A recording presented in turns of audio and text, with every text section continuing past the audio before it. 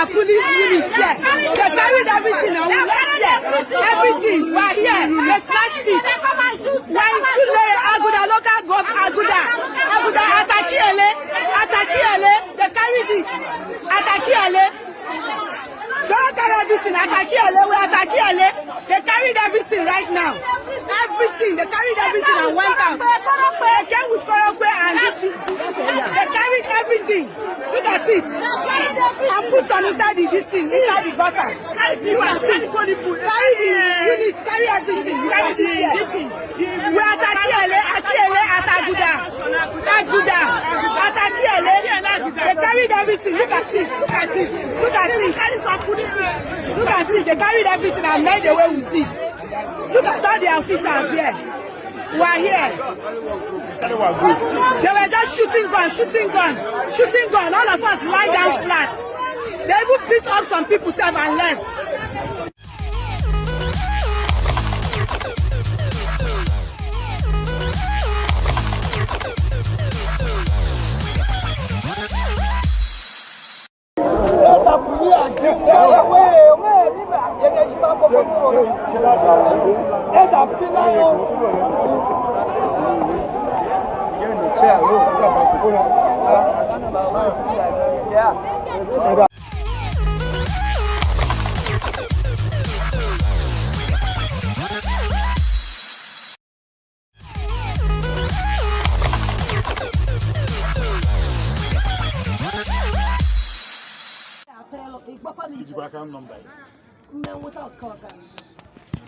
You go to Bogota from Bogota.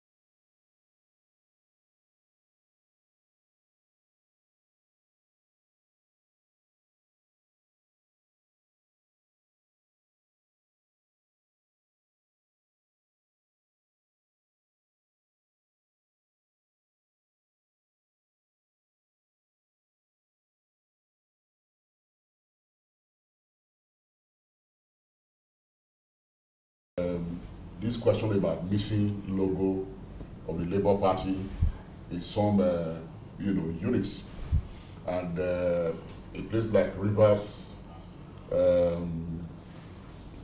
materials were, materials were available, but the ballot paper for the presidential election wasn't there. So some of these things would appear novel because of what Beavers probably has done to the electoral process. So for me, if on the aggregate, these irregularities are so many, it will detract from the legitimacy of the elections. But of course, what I can say is the capacity of INEC, to repeat elections in these areas where there are, disruptions and irregularities. That's what I can say, how far they can go with it. But if it's so huge across the country, then it will detract from the legitimacy of the elections. And you can't predict a possible consequence,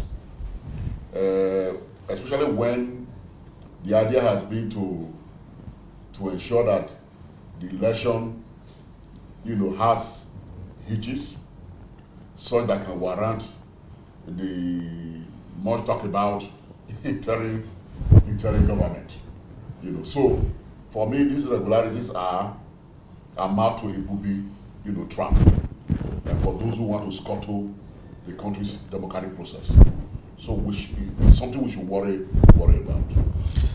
Dagati, we've had reports of violence, ballot matching, especially in places like Lagos, places where we have more of the Igbo voters, let's put it that way. And we had reports of ballots being snatched and disruptions, and one would have expected that. Lagos is a stronghold of Bola Ahmed Tinubu. That's a presidential candidate of the APC. Are there political undertones with regards to those happenings? Well, when you use the word stronghold, it must be placed in quotation open and close, because you don't determine how electorates will vote. There are various candidates in this presidential election, and the right of electorates, of the electorate, to cast their vote in whatever direction they want to cast their vote must be respected. So what is missing here is the fact that the electoral process in a place like Lagos, you know, the necessary procedure, the necessary voters' education pre the election, as well as during this process, has not been provided enough, you know, to ensure a situation where people can freely go out and cast their vote. But I think significant is the resilience that has been demonstrated in various parts of the country, where incidents like this, you know, where have been spotted. There is the case of this woman who was stabbed, and she returned back with plasters all over her face to cast her vote. I think we must commend this new resilience, you know, being demonstrated by Nigerians, and for the role of this bourgeois experiment. You know, if you take the 1994 elections away from it, this is about one of the strongest plus points for this current experiment, you know, in relation to election, and it's not unconnected to a new thinking. People are assuming that there is a candidate, you know, that could possibly express their expectations in relation to what they think Nigeria should become in the coming period. And this for us is key. What are the characters, what are the nature of the various political parties? You know, what are they offering the entirety of what of the working masses? It's also significant, even though to a lesser extent, that instead of all of the major contending candidates to raise questions of issues, emphasis have been on the questions of characters, personality, integrity, which at the end of the day amounts to nothing. Character, integrity, these are not anything anybody can take to the marketplace in terms of improving the lot of what of the mass of what of the working people. But I think it's a step, it's an evolutionary process. We must commend not the regime, not the Buhari regime, not even INEC, but more particularly the resilience, the commitment that has been demonstrated over this electoral process by a majority of Nigerians to wanting a different type of Nigeria, to announcing to themselves that the possibility, you know, to use the electoral process to contest with members of the ruling class. This is what we are taking away from the 2023 general election, and the task of how to build upon this process, you know, will remain. What is the state? What is the attitude of the entirety of the trade union movement in relation to the 2023 election? We are not unmindful that we have a new change in leadership in the NLC. And for the first time, to a little extent, is significant. The NLC issued instructions that workers should go and cast their vote for the Labour Party. Will this have happened if the Wamba leadership had continued, you know, in the leadership of the NLC? This for me, you know, even though this for me is not enough, you know, because the call, you know, by the trade union leadership for workers to go and vote for the Labour Party, you know, takes a new step away from the approach of the former leadership, which issues a political charter, realizing that the trade union movement, you know, has a stake in the political existence of the entirety of the Nigerian Federation and must play a role directly, both in terms, and we applaud the role it played in putting in place the Labour Party. But of course, for a lot of us, it is a minus, allowing this political party to be taken over by billionaires, you know, by members of the ruling class. And for all of this past period, since the registration of that party has been abandoned, only opened up in preparation for members of the bourgeois political formations who lost out in those parties. And it is that type of scenario that has introduced, that has brought Peter Obi, you know, as the presidential candidate of the Labour Party. But significant, what this has demonstrated, what Peter Obi has demonstrated, is that it is possible to build a mass political alternative of the mass of the working people, and that ordinary people are not the reason why they are not involved in politics.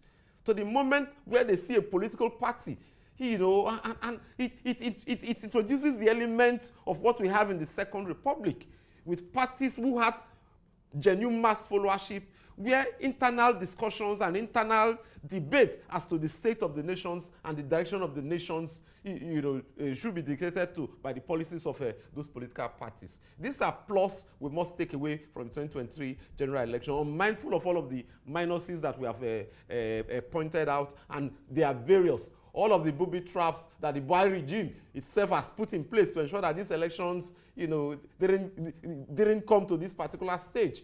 And particularly, we will refer to the refusal to ensure that Nigerians have access to be able to easily move from one place to the other. Then there is this whole question of the recoloring of the national currency that we have repeated over and over again. And this is where, again, we must return back and commend the genuine spirit of the mass of the working people in this country. And we have seen it displayed in the north, in the east, in the west, in all parts of the country, of Nigerians standing and saying that they are going to vote.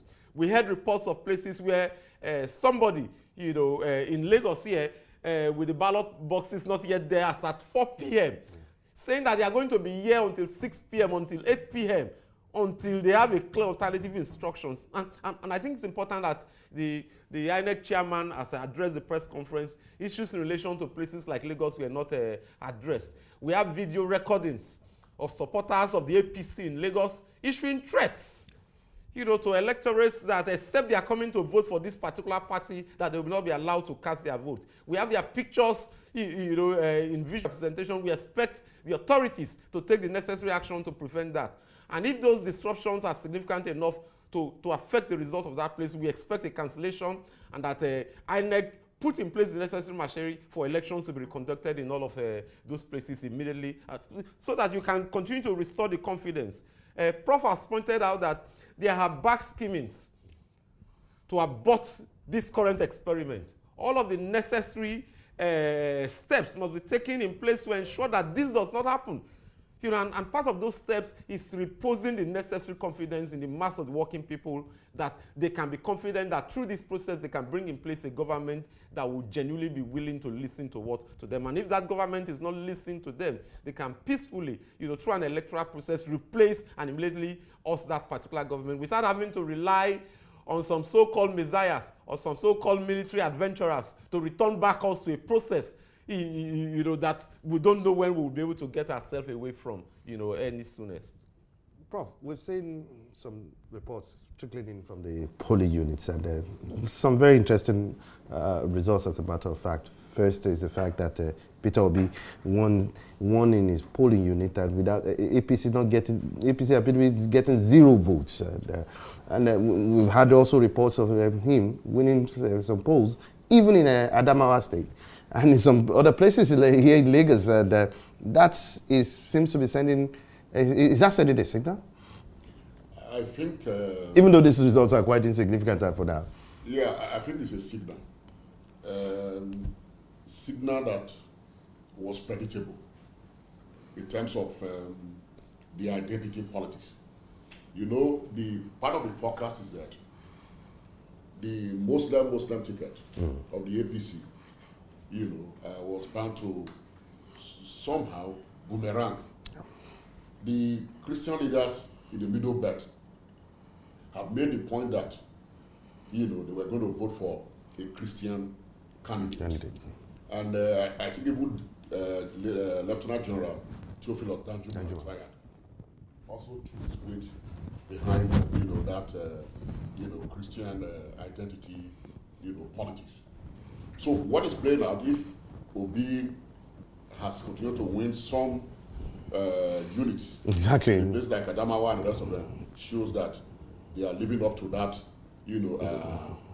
self-determination of the voters in that part of the country. Let me just quickly cut you there. We just got a report now that Tinubu loses Gbajamiele as polling unit to Labour Party. That's the Speaker of the House of Representatives. Yes, and that is, we have just talked about Middle Belt. In Lagos, it was clear to everyone that Lagos is metropolitan. Yeah.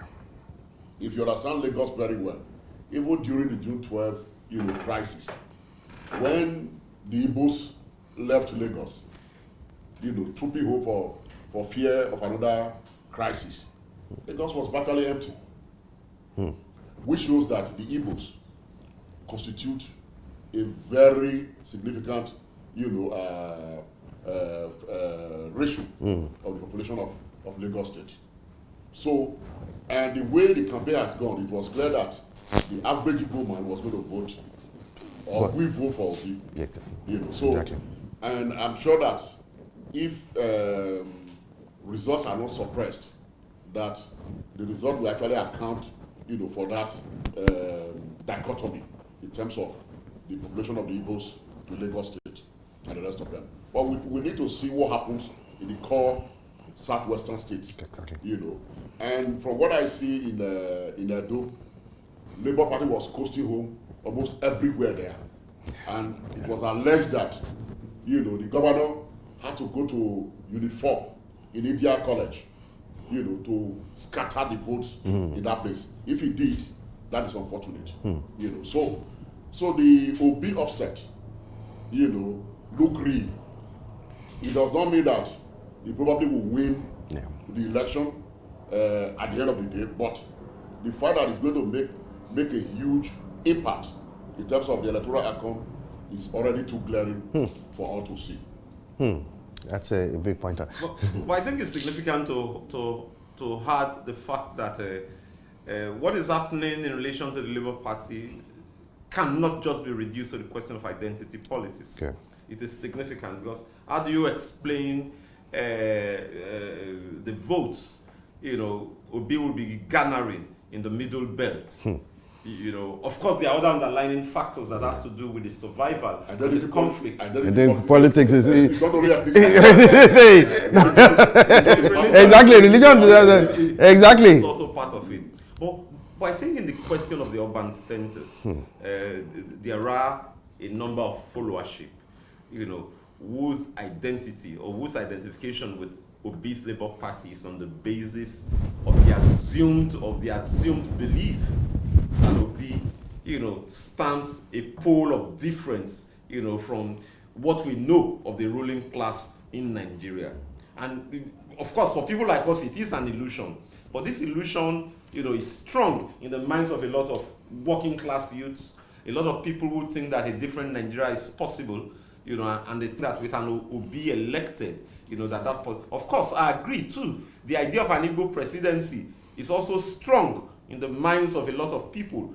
For Obasanjo and for Adeba, for other characters in the Afenifere leadership, they think that one of the things that is important to continue to drive the Nigerian project is to have an Igbo presidency at this material moment in time. But for those of us who are class fighters, who want a different type of Nigeria, who want a different type of a country where the economic fortunes and the economic underpinning of how the economy is run is different from this. We know that ultimately, you know, we need to build a different type of political party. We need to build a political party that comes all out, you know, against neoliberal capitalism and puts forward a clear socialist alternative on the basis of an economy that will employ the resources and wealth of the country for the benefit of what of the mass of the working people. All of the huge crisis that confronts Nigeria, you know, is the crisis of an undeveloped economy, the crisis of the refusal to develop the means of production. And the means of production will not be developed if the ruling class will not break with neoliberalism, you know, and they continue to serve, you know, that role as an appendage to international capital and international imperialism, which continue to reduces Nigeria and the entirety of the colonial world to just be consumers of goods produced in the West, as well as China. China has come into that framework at this particular stage. But yet, you look at all of the huge potentials, both human, both in terms of resources, you cannot but draw the conclusion that Nigeria is capable. It has the wealth, it has the resources to commence a process of developing the means of production. Steel production, for example. The Buhari regime had an opportunity. A bill was passed for Ajaokuta steel rolling mill to be resuscitated. The Buhari regime vetoed it and said no. And yet we look at electricity. These are key sectors for a country that will have to industrialize. Electricity, steel. On the basis of the scorecard of the Buhari regime itself, the entire privatization process of the electricity sector has failed. And yet you have all of the major bourgeois political parties, the PDP, the APC, including the Labour Party presidential candidate, thinking that there is no alternative to privatization as a basis of moving the Nigerian economy forward. And which is why, and that is one big minus of the 2023 general election. They have, you know, deluded the mass of the people to thinking that issues like character, integrity, capacity, these people have been successful businessmen. We have also been told of the humane and humble simplicity of Obi as a presidential candidate. As if this is strange. The Buhari of 2014 the Buhari of 2014, going into the 2015 general election, was also packaged as such a personality. And let me take us back to 1983, when Buhari launched his first coup and was in power as head of state from 1st January 1984. Shehu Shagari, who headed the Second Republic, see, all of the reports against him saw Shagari as somebody that was gentle, humble, and didn't play any role in the destruction of the Second Republic. But yet, his gentility, his personality did not stop the economy from being wrecked under Shehu Shagari regime. So we welcome a humane, simple character in personalities like Buhari, as well as in personalities like Peter Obi. But the issues are what drives the economy. Who manages and controls the wealth of society? You know, how would goods and services be produced? And how will they be distributed? And who benefits from all of this ultimately? Our time is actually running out, but let me get your final thoughts on this, and in very, very in a few minutes. Let me just get this, Prof. Will there be consequences if Nigeria does not have an Igbo presidency? I don't think that the answer will be a yes or no answers. But you need to, provide the context. Exactly. I mean, based on fairness, equity. So, Nigeria is in crisis. And my friend says it's on the precipice. That is the truth. And the very act of choosing new set of leaders for the country is to see how these contradictions can be managed. So elections have consequence. The losing parties can contest, the outcome of the elections. We saw what happened in Kenya not too long ago. Raila Odinga went all the way to the Supreme Court. But the Supreme Court ruled, and that was the end of the matter. Res judicata, as they say. So that will also happen in the case of Nigeria. Of course, don't forget that there will also be post-election, trade-off. Whether in form of government of national unity, bringing all the other parties into the government at the end of the day. But I think that, given the fact that the contending actors are part of the ruling class, they have a way, of settling their differences. But the thing is, what is in there for the masses who are hopeful, who have been disillusioned, with the Ashore regime, that is the real issue. So I do not see these individuals being able to resolve the fundamental contradictions of our country. But we can only hope that whoever wins, we have the wisdom to assemble a team of technocrats, a team of technocrats who are so nationalist. I don't want to use the word anti-imperialism, who are so nationalist that can, of course, unleash and free the national productive forces from the control of external forces. Your final thoughts on this, Jay Degatula? Let me say that it will not be correct to box ourselves within the framework of how the ruling class wants these issues to be resolved. Because even they themselves, their proposal for rotational presidency is not something that they can adhere to on the basis of various other interests. So what I think is significant is to say that this election has a new factor that has been missing in the entirety of the Fourth Republic. And that factor is that you have a rising mass of the population, of the electorate, who think that a different type of Nigeria is possible. Look at all of the elections from 1999 till date. The 1999 election was decided by some generals who said Obasanjo will be president. Obasanjo 2003 rigged himself back to power. Obasanjo rigged Yar'Adua into power. And of course, that process has continued. Of course, in 2015, again, too, given different permutations within the framework of the ruling class, Buhari was what was brought to power. This is about the only election in the entirety of the history of the Fourth Republic where the illusion has been sown that the electorate, the mass of working people, can decisively make a turn. And that factor is significant. It can't be dismissed. It's not a factor the ruling class can ultimately determine. But we're all in agreement that the ruling class, that painfully, the whole of this huge positive step from the point of the electorate is being used to back somebody who is also a member of the same class that we are referring to, who, when push come to shove, will jump out of this processes. Is it possible that we are returning to a June 12th-like scenario in this post-election period if these elections become decisive? Because it is possible if there is a genuine thinking among the mass of the people that, yes, a particular candidate, say possibly the Labour Party candidate won, will that in itself be enough to ignite a mass movement around him? And if that happens, he will be capable on the basis of his own antecedents.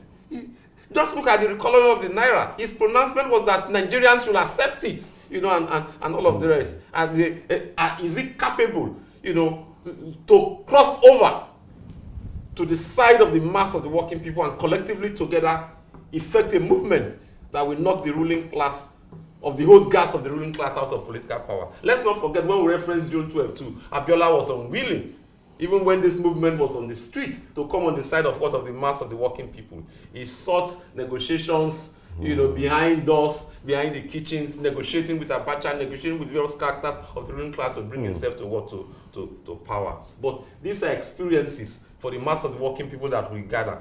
We are going to move away from this election to continue to pose the huge challenge of the need of an independent political organization, of working class youths, of the entirety of workers themselves, to pose a clear alternative. A new Nigerian is possible. We must continue to emphasize, and put this idea to grow in the consciousness of the mass. A new Nigeria where education can qualitatively be free. A new Nigeria where access to electricity can be free, can be as cheap as possible. A new Nigeria where, using the wealth of this country, we can build refineries for ourselves, making use of all of the necessary science. Sincerely speaking, major leading countries, China, Europe, the US, people are talking of space technology. So issues that has to do with meeting the needs of the mass of the working people are issues that should go to the background at this particular stage. But this is what we are confronted with, and we must raise all of these issues continuously, and they must be the reasons why elections are conducted in the first instance in most cases. Well, thank you so much, Dagatila. Professor Sylvester Odion-Akani, thank you so much also for appearing on our program. Our coverage of the elections continue, and we'll be having a short break at the moment. Please stay tuned.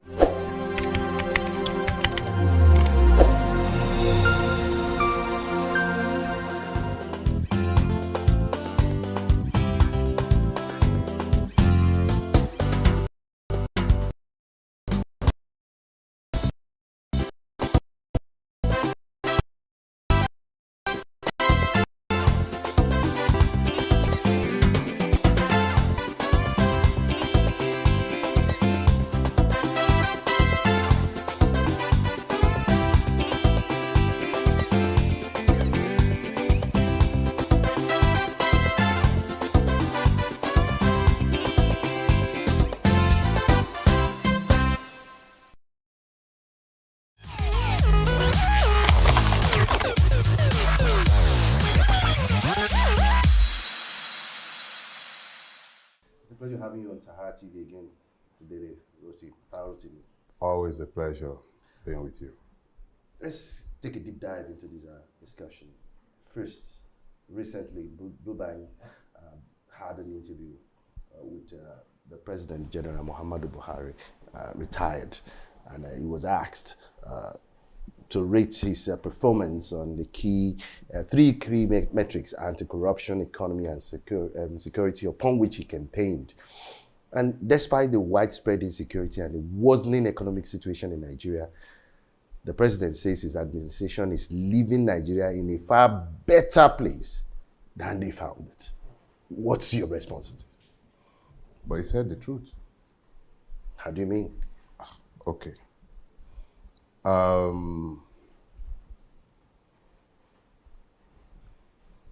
The truth is sometimes not what we think it is. It is what the speaker of the truth believes the truth to be.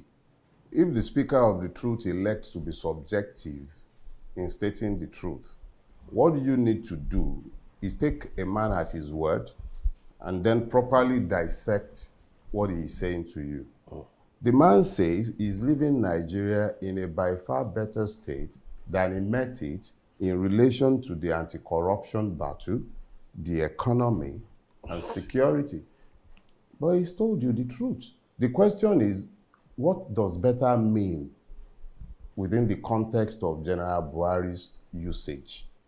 I think we should be careful to listen to the man and take him at his word.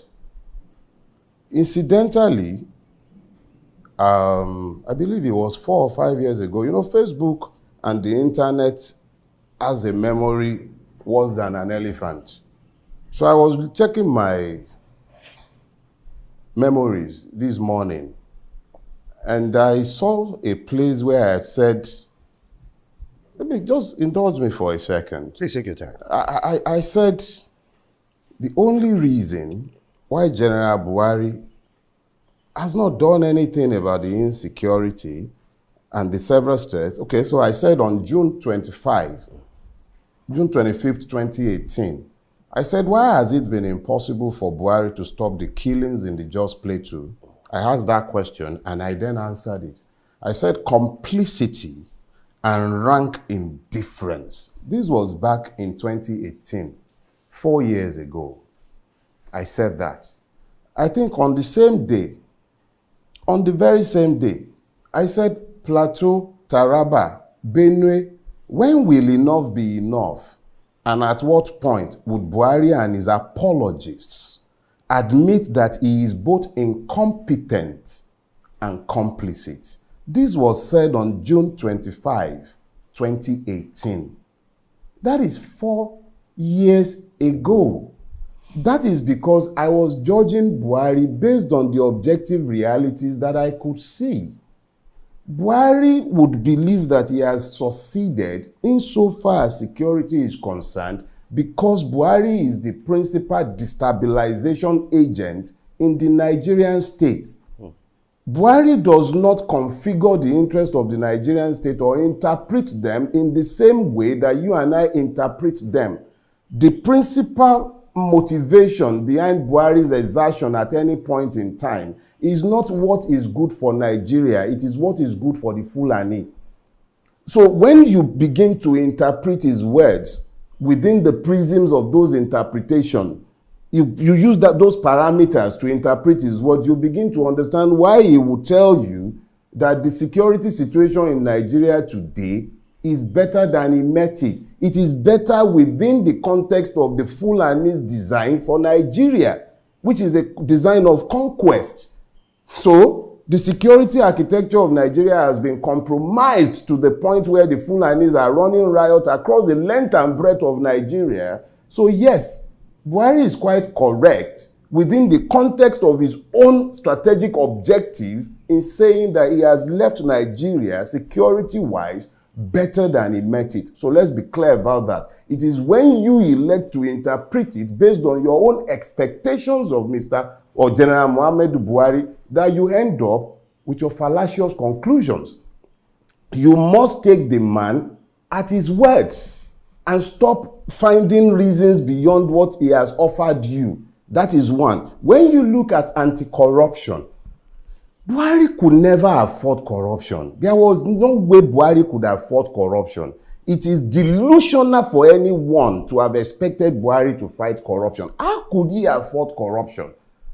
The APC is a conglomeration of base crooks, outright thieves, and political contractors and jobbers.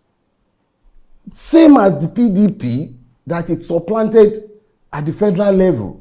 There is no difference between them. They cross carpet every day. How could he afford corruption? Tinubu is fundamental to the creation of the APC. There is nobody more criminal in reflexes and intention than Bola Tinubu. Is about capturing a state. So how could you have expected Buhari to fight corruption? So when he said he is leaving Nigeria in a better place, what he's telling you is that he has successfully instituted the reign of impunity where people sit on the throne of corruption and are preaching probity. In the history of this country, it has never happened that so many integrity challenged persons are sat in the federal cabinet. It has never happened. Even in the 8 days of the PDP, it was decent enough, shamed enough to try to pretend not to be corrupt. Buhari has proven the lies of the noise of anti-corruption. Anyway, that is to those who imagined that he was going to be doing any anti-corruption. Go back to my essay published in The Guardian in February 2015. Before his election, I made it clear he wasn't going to do jack. Shola Saraki was there. Mr. Panama Papers. Tinubu was there. Orji Uzor. Every odious collection. It was always a motley crew of thieves. So yes, he has done well because he has given immunity to each and every one of his class. So whether they are in PDP, APC, it doesn't matter anymore. There is class impunity for the Nigerian reigning class. So what he has done successfully is to extend impunity across the length and breadth of Nigeria. Even the Supreme Court is no longer insulated. So how could he be anything but successful with his anti-corruption circus? He's been very, very successful, and he's right to rate himself as he has done. The other one is the economy. You see, I spoke extensively over time to the weaponization of poverty. And a lot of people tend to listen to me, but they don't understand what I am saying to them. And I've also explained how the weaponization of poverty is aligned to the weaponization of ignorance. And I've explained how the two are integral to the preservation of the state of impunity, which is required to maintain the feudal state. Because Nigeria is essentially a feudal state. There are laws for a certain class, there's another for another class, so you don't have citizenship in that space. So when Buhari says that he has been successful with the economy, he's telling the truth. He has successfully weaponized poverty in Nigeria. He came in as clueless as they said Jonathan was, and he was truly clueless because he meant well, but he was clueless. But this one, he never meant well for me and you or for the average Nigerian. He always meant poverty for each and every one of us because that is what his class requires to maintain his hold on power. He met dollars at 150. Today, dollar is 611. The gullible, useful idiots who are selling their votes for 10,000 naira in Ekiti. Before Buhari came to power, that 10,000 naira would have bought them a bag of rice. Today, it wouldn't even get them up to a quarter of a bag. Or, I think maybe a third of a bag. That's all they will get for the 10,000 naira that they sold their votes for. But they have been rendered sufficiently impecunious, hungry, and impoverished to the point where the 10,000 naira meant something to them because there is nothing to their vote any longer. So Buhari is correct. He has sufficiently weaponized poverty. He has left the economy in shambles. He has destroyed the manufacturing basis. Yes, he met a bad situation, but he has damaged it irreparably.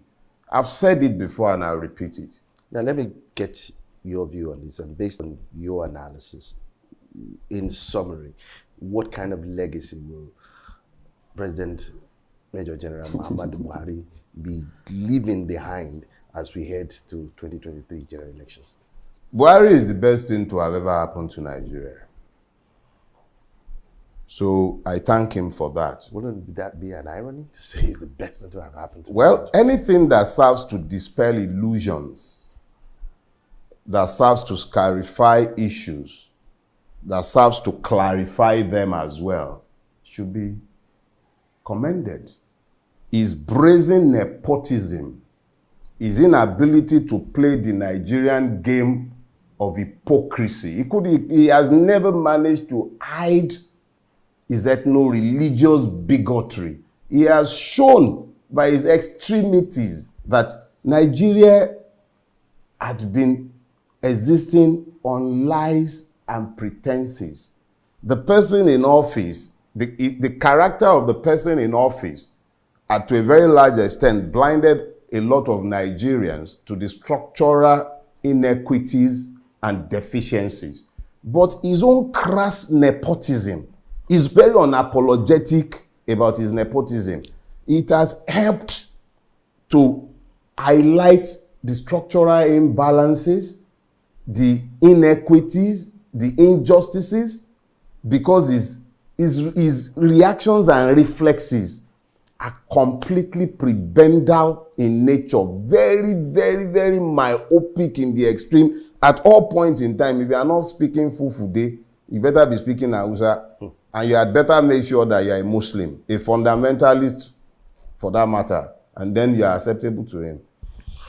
What is your reading of the political turf in relation to those who the parties have actually presented as their presidential candidates, from Tinubu, Atiku, whom you've given the appellation Etiku, so to speak, and Peter Obi? Let me put it this way. Atiku, or Etiku as I prefer to call him, because me, I'm not going to personalize Iku. Once you use the ha in Yoruba language, you've personalized. So me, I'm not one of the Atiku brigade. I'm not dying anytime soon if it pleases my maker. So I prefer to use Etiku. For those who have embraced him, they might jolly well decide to die with him. That's their own wahala. My own point is this. Etiku has been in the public space long enough, and he's been properly defined in that space. He's a man closer to 80 than 70. Nigeria is a young nation. Or rather, sorry, I fell into that error. It's a young country because it's not a nation. It's a collection of nations. It certainly does not require the baggage of an old man, integrity challenged, whose co-accused is in jail somewhere. It cannot be that our president requires state immunity before he might travel to certain parts of the world. That does not make any sense. That is aside from all the integrity baggage. His former principal, Obasanjo, defined him properly enough. Not that Obasanjo is exactly a gospeller of truth, but he has sufficiently defined, they defined themselves in the public space sufficiently for us not to have to debate him. The APC candidate, on the other hand, Chief Emilokan, the fact of the matter is that it speaks volume about the kind of country we have become if a major political party, quote and unquote, would present him as his presidential flag bearer. But again, I repeat what I have said severally. One, I don't consider him a candidate. When you watch the unfolding political realities in northern Nigeria, even now, when we are still like 8 months away from the election, you will know that those who placed him on the throne that they've dug all around, they knew what they were doing. He just fell into that game. But that's political permutations about winnability or not. But I had said back in February 2020, February 24th to be exact, I had occasion to dredge it up recently. And I said at the time, and I posted it on my social media handle recently, I said, for the record, if it pleases God to keep me alive, and Nigeria were to find itself in the unfortunate position of having Bola Ahmed Tinubu succeed Muhammadu Buhari, I will proceed on exile before it will be sworn in, and shall thereafter renounce my Nigerian citizenship with uncommon alacrity. I said this before the NSAS protest. I said this before his role became known.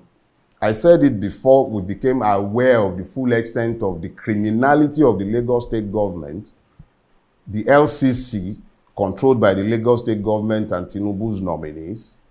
I said all of this before I became aware of a murder plot on my life by elements of the Lagos crime family. I said this before I had raised a petition to the Nigerian police, which I submitted in the office of Akeem Odumosu, who is today part of the park management in Lagos State. I said this at the time before I submitted a petition naming the names of those involved in trying to murder me in Lagos State. I said this because I understand the unholy triumvirate in Lagos State, the trinity between the criminal state, the Nigerian police, and the crime families and elements on the street of Lagos State. I said all of this in February 2020. I said so because I know that the reflexes of the powers that be in Lagos State are essentially criminal. It's not about being corrupt. Corruption is not unique to Lagos State.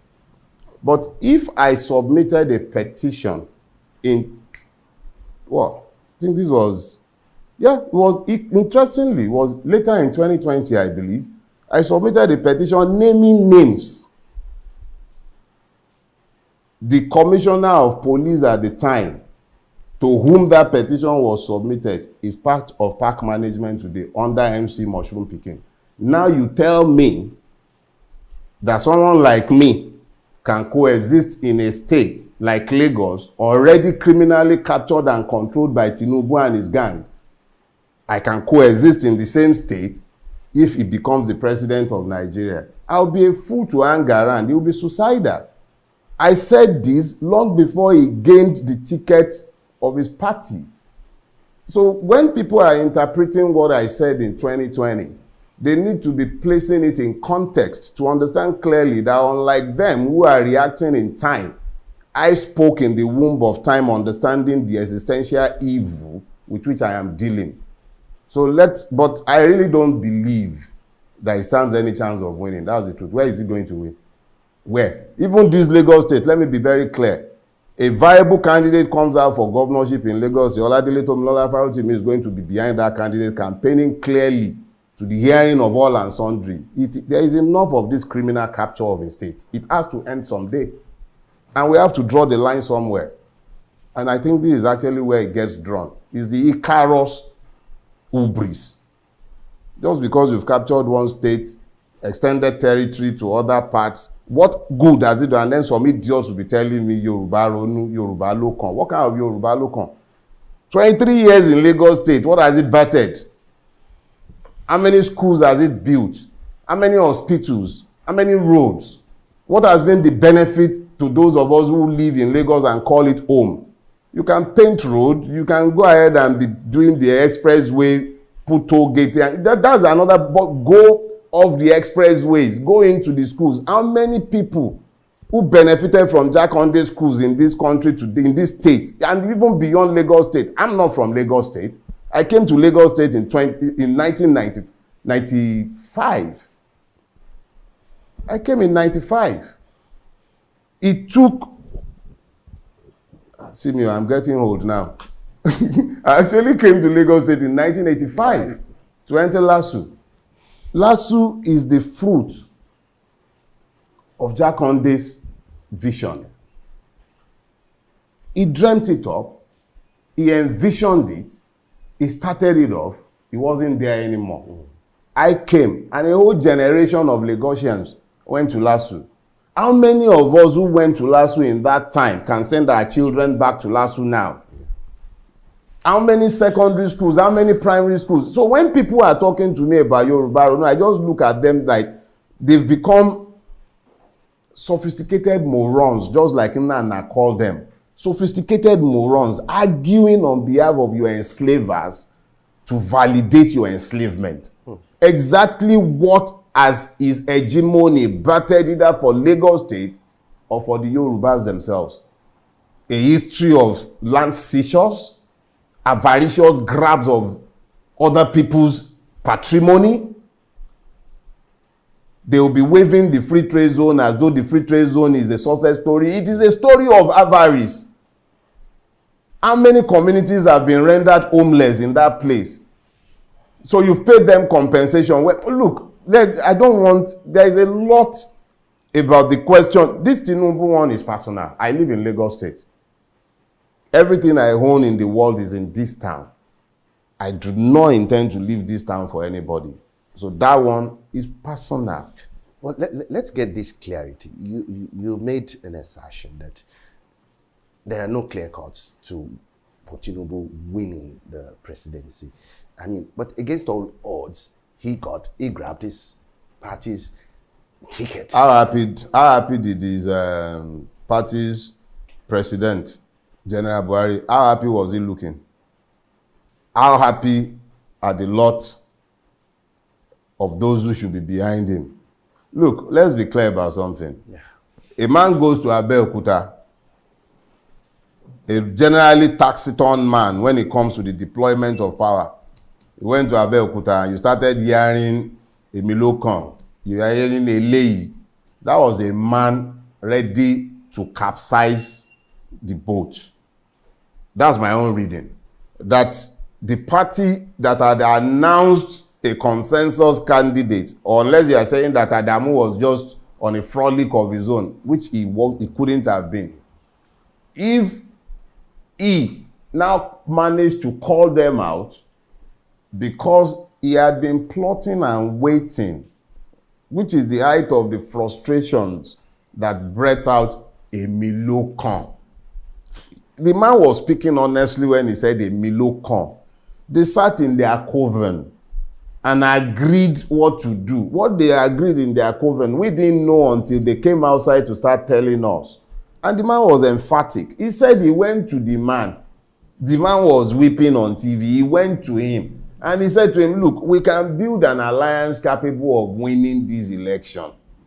You run. And he was to run as the man's vice. But of course, we know sufficiently now that Shola Saraki's ambition for the Senate presidency, and being the wily politician that one is, he could see clearly that if there is a Muslim ticket, his own chances of becoming the Senate president would have been destroyed. So of course, he was one of those who kicked against a Muslim ticket, and they've said sufficient in the public space for us to piece it together. So it is clear that truly, based on the agreements reached within their coven, Emilokan, it was his turn truly. But it was his turn to do what? To carry their party's ticket. Carrying the party's ticket is one thing. Winning the election is another ball game entirely. Are the Northern power brokers prepared to trust him with power? That's one. The second thing is this: even if they are willing to trust him with power, is it only the Northwest and Northeast that makes presidents?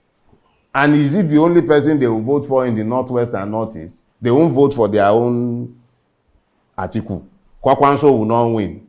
Don't forget that in the last election, I believe Atiku lost even in the Northeast, which is his own zone. So Atiku would lose again, but this time around he will lose to Tinubu, but he will get some votes. And then come to the North Central. Is Tinubu with his Tinubu is actually going to get the people of the North Central to vote for him. The man who was in Ondo State looking for cattle when Sister Funke was killed. They know that for him is about power. Anything is negotiable. He doesn't look when it comes to the actual election. Tinubu would have to understand that even in Yoruba land, we would ask questions of him. Yeah. He's not going to have a home run here. Because we are done with this game of, is our turn. Our turn to do what?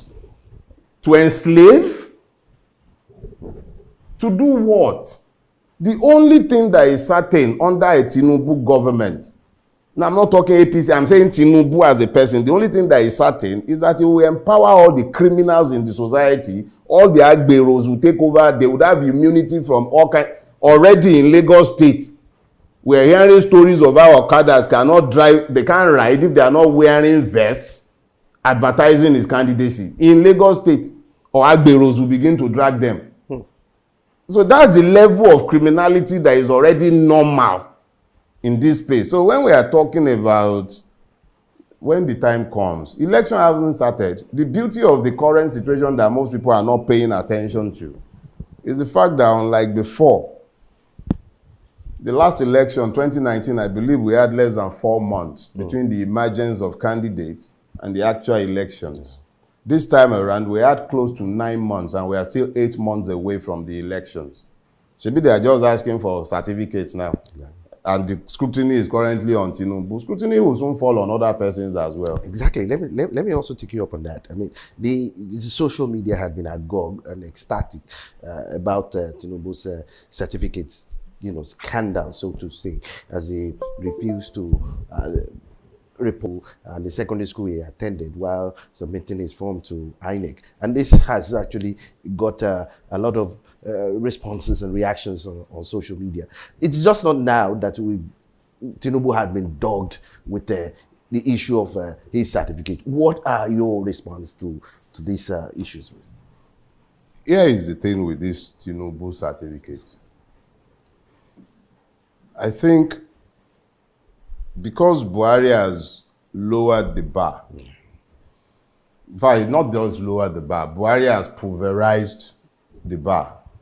We have a president who we know does not have a school certificate. They will tell us he's a general, he attended courses, but so the standard has been destroyed, so anybody can actually aspire. So it's not really about certification. When you begin to demand Tinubu's certificates, these are actually code words for demanding to know who he is. It's not really about certification. Obviously, Mobile would have gleaned some sort of certification that they must have verified before they would have employed him. My imagination. I'm also so useless with figures. As a matter of fact, there was actually a report that it was prior. There was a report on social media that prior to his some certain verification exercises at Mobile, that was when he decided to resign from Mobile. Oh, okay. Now this is news to me, but what I do know is this: the demand to see his certificates for someone like me has nothing to do with demanding to know whether he's educated or not. He's obviously educated. But we're in a situation where we're dealing with a man whose name we really don't know, whose date of birth we really don't know. We don't know who went to primary school with him. Nobody knows. Once upon a time, I was told it was GCI, until some people were asking what set he went to GCI with. And then they now started this form filling thing, and they are saying you didn't go to primary school, you didn't go to secondary school. Unknown soldiers carted away your certificates. All these are questions not of certification, but of character.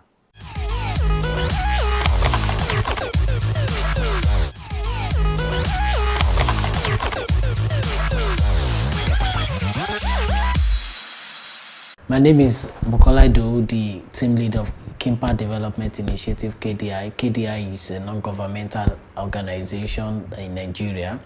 So our focus has been on good governance, and under that we do elections, policy advocacy, democratic development, and youth development. So KDI has been working around the elections since 2015, and we also in this 2023 election we will also be working in two major areas: election security and electoral justice. Well, I think our pre-election assessment of the election, we look at like four major areas. Number one is the election statistics. Number two is what that is to say, what is the statistics saying about the election and what we should be looking at. Number two is the preparation of INEC, and then preparation of the political party, and then we also look at the security agencies. So again, we also look at the judiciary. So it's more like about 5 holistic approach we have been able to assess the election at this critical stage. So one of the things we have also discovered and that we have put out there is that we need to understand that this election is going to be conducted basically with a higher number of voter registered this time around, and the highest in Nigeria since we've been having election in Nigeria. So we are going into the election with 93 million. So what this means is that if we are able to get, and again, we are waiting for INEC to release the data of PVC collected. So if you are able to get 50% of the PVC collected and 50% of that number to come out, that will be a huge number that will be that will turn out for this election. So the question is, how prepared is INEC for that number of voters? How prepared is the security agencies for that number of voters that will be participating in the election? Again, the statistic is also saying that we have added new polling unit, like about 56,000. So making the total polling unit in Nigeria to be 176,846.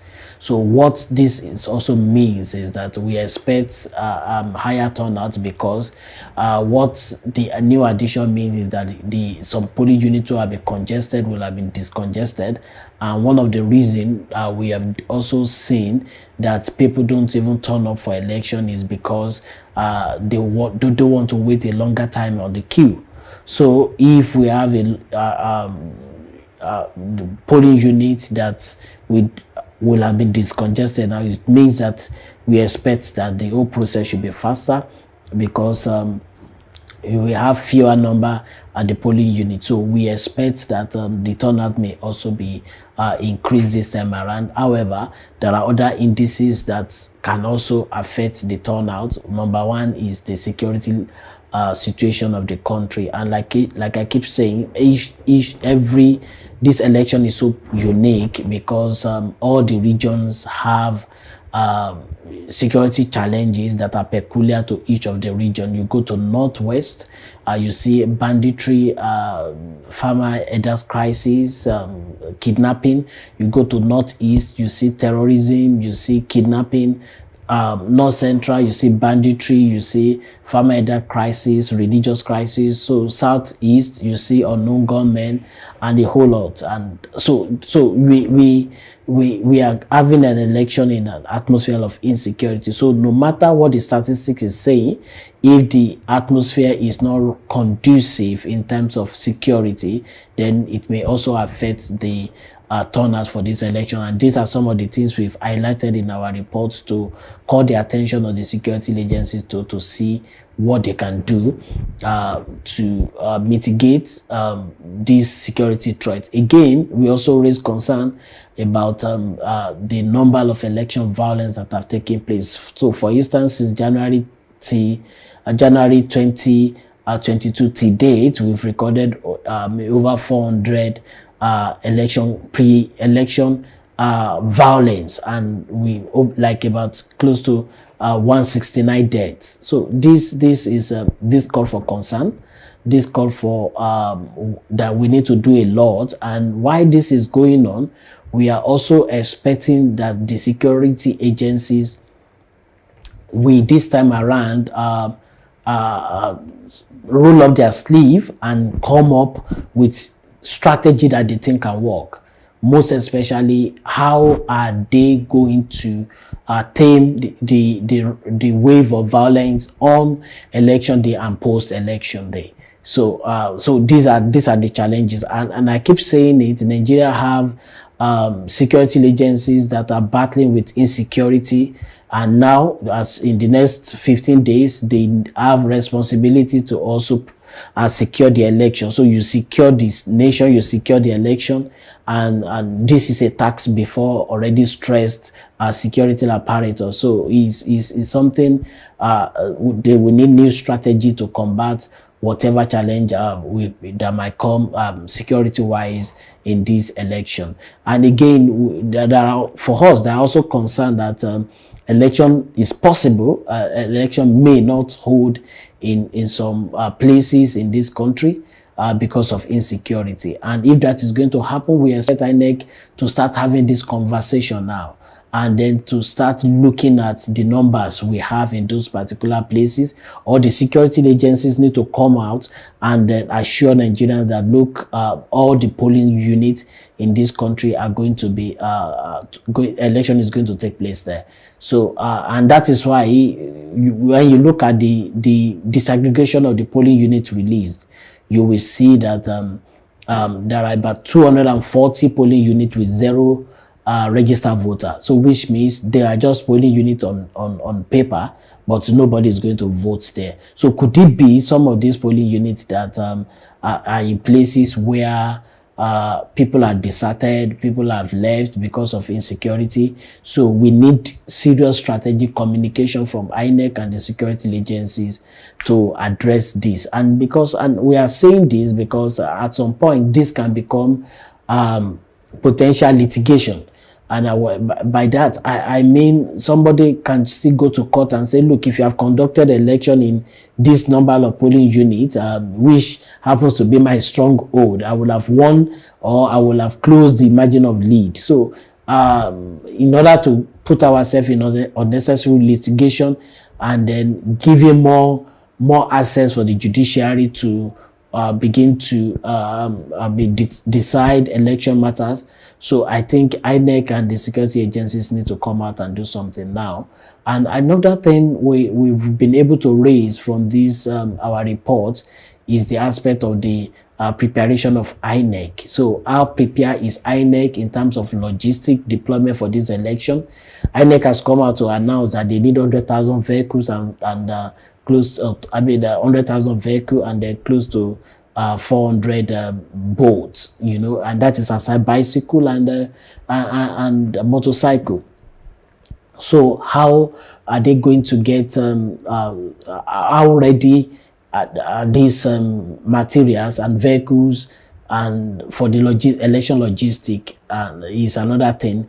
And we need to get it right this time around, because this will be the 7th election we have been conducting since we returned to democracy. So we expected the election to be each free and fair.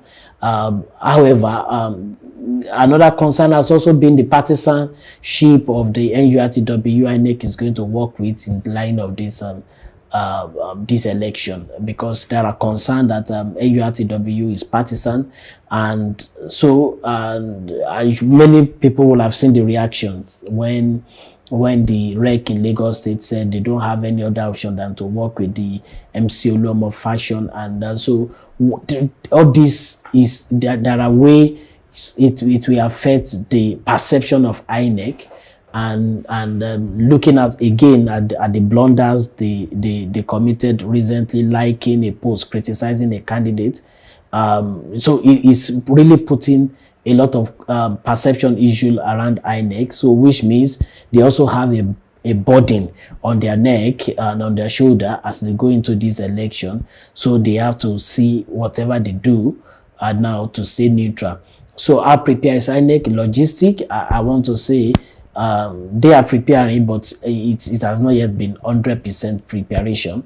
Again, the fuel scarcity, the naira scarcity also have a way of affecting this election. If something is not done within the next 10 days. So, and I'm saying that, look, most of these logistic vehicles, they will need fuel. And no matter how, whatever the arrangements INEC need to make with NNPC now, they need to make it. And then again, some of the people, the ad hoc staff, the policemen, the security agencies that will work on this election, most times, these are people that also rely on cash, to eat, to transact on election day. So this may also have a way of affecting. Or you see some of the drivers coming back to say, hey, you need to increase our money. So these are possible scenarios that we are looking at. And again, lastly, I want to say, assessing the political party preparation, I think they are preparing, but we have also seen a lot of insightful messages coming from them, misinformation and disinformation coming from the political party. So we expect that in the coming days, they will stay on issues as against attack on personality. Again, we also expect them, probably they need to have another open peace accord signing, and this time around we feel should focus on accepting the result of the election. So the peace accord they signed the last time was especially focused on they are going to conduct their campaign without attack on personality, and then they are going to stay on issues. But this time around, we want to see a call that we bring commitment out to say, look, whatever the case, whatever we have in this election, I will abide by it, and at the same time, I won't allow my followers to cause and start violence. So we need to see this kind of commitment. So all in all, we feel the election. For us, we believe the election is going to hold, but we need to tighten some of the loose ends, cross the T's and dot the I's as we approach this election, because Nigerians are not likely going to entertain any excuse for shifting in the election, most especially if some of those, if the reason is attached to election logistics. Okay, I want you to talk about the beavers issue. INEC has not had opportunity to test the beavers across the country, and the only one it has done in Osun has been brought to question about the credibility of beavers, how they can be interfered with, and all of this. I want you to talk specifically using the Osun example.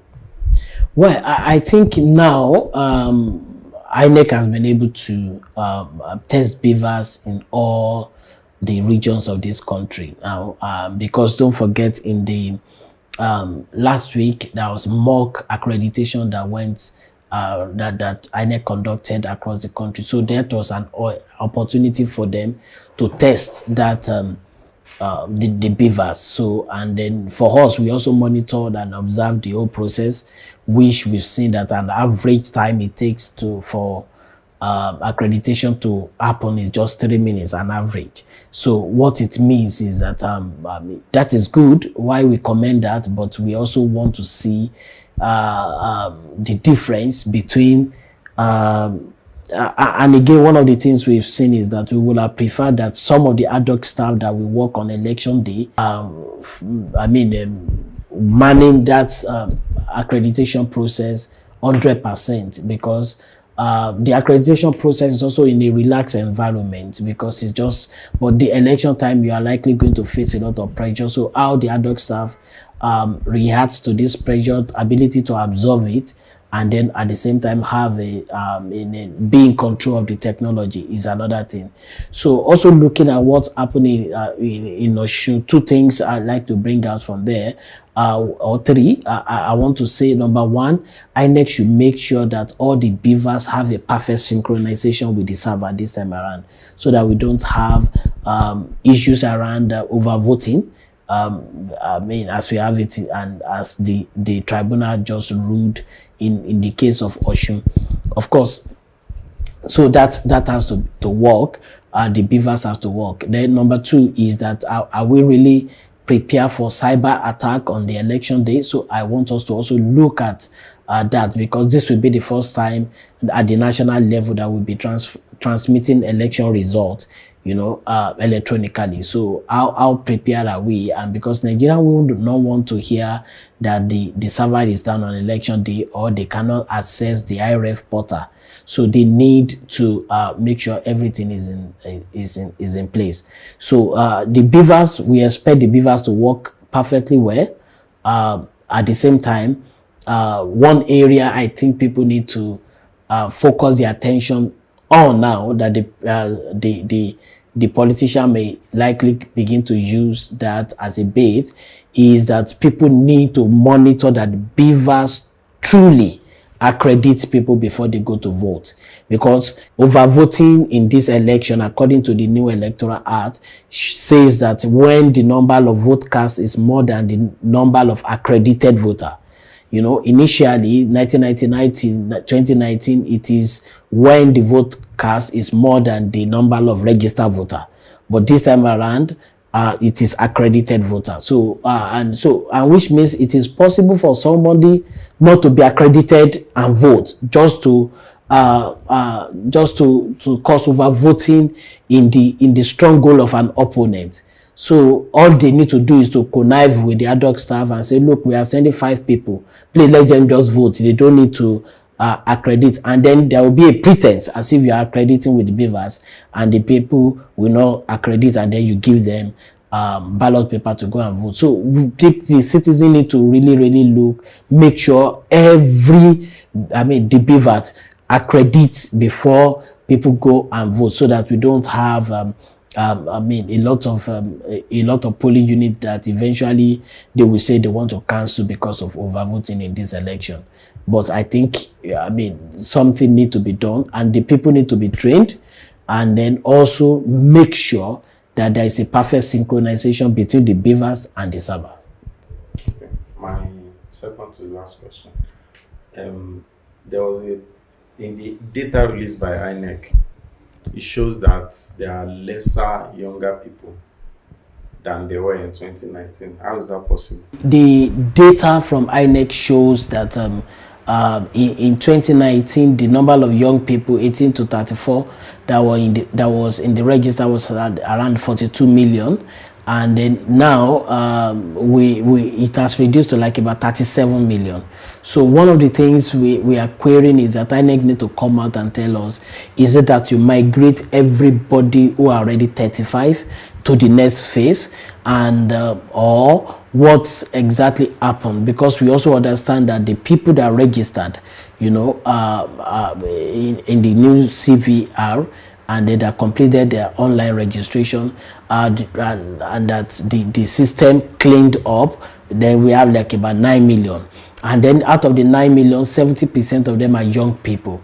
So when you add that to 37 or to what we have before, we're supposed to increase. And don't forget, in the disaggregation, young people, middle age, and then older people, elderly, it is only the young people number alone that got reduced. And then so this is something we need to thoroughly interrogate. So if you migrate people who have clocked 35 and they migrate them to the other, how many are the numbers that was migrated? Because when you look at the tallying, and it's not really good, and that's also called to question the integrity of the register we are going to conduct the election with. So we need INEC we need a register with that is free, fair, and that carries in a lot with it integrity, so that we can know that we have a clean register, and nobody will be able to dispute. Flashpoint of security. So what do you expect from Southeast? What do you expect from South, Northeast, Northwest, based on the research you've done? Let me let you answer that one first. I think on the security, one of the things we have also seen is that we have more electoral violence in the southern part of Nigeria than in the northern part. Just few occasions, maybe just like in 2011, you have more post-election in the northern part, election violence in the northern part than in the southern part. Even in 2019, don't forget that a federal House of Rep member killed in Ibadan in that election. And so what am I trying to say is that we have seen a lot of election violence, in the south compared to the north. However, in the north, you have seen more violence in terms of banditry, in terms of farmers' crisis, in terms of terrorism. We have seen that in the north, and then you see lesser in the south. So one thing that is telling us is that the southern people, almost all the states in the southern part of the country, for us, we have raised an alert that look, most of the states are at risk of violence, and don't also forget that in the southern part of the country you have APC candidates, and then you have PDP running mate, vice presidential candidate, and then you have NNPP vice presidential candidate. All the three are from the southern part of the country. So what that means again is that, look, you have representation in that particular region, but what we have seen now is that within the south there have been a lot of election violence. Why we are saying that again? We have also discovered that, look, most of these INEC attack on INEC facility, most of them come from the south too. Southeast, southwest, So, and this call for concern. So how is the security agency prepared to curb most of these things, so that you don't just think, oh, it's the north we need to focus on? Things are happening in the south, and for us, we have identified 22 states out of 36 that are at risk of electoral violence in this country. Well, so we like I said, we have seen 22 states that are at risk of electoral violence in the southwest. We've identified Oyo, Lagos, and Ekiti and Osun. And again, you have also seen in the south, you've seen places like Bayelsa, places like Rivers, and places like Akwa Ibom. And then coming to the southeast, all the states in the southeast for us are at high risk, and that we have also identified in our report. Again, one of the things we have also seen is that all the states on the north central are also at high risk of violence, and north central is so peculiar because that is the only region where you don't have a strong candidate or their running mate coming from. Atiku of PDP is from northwest. Shetima of APC is from northeast rather. Atiku of PDP is from northeast. Shetima is from northeast.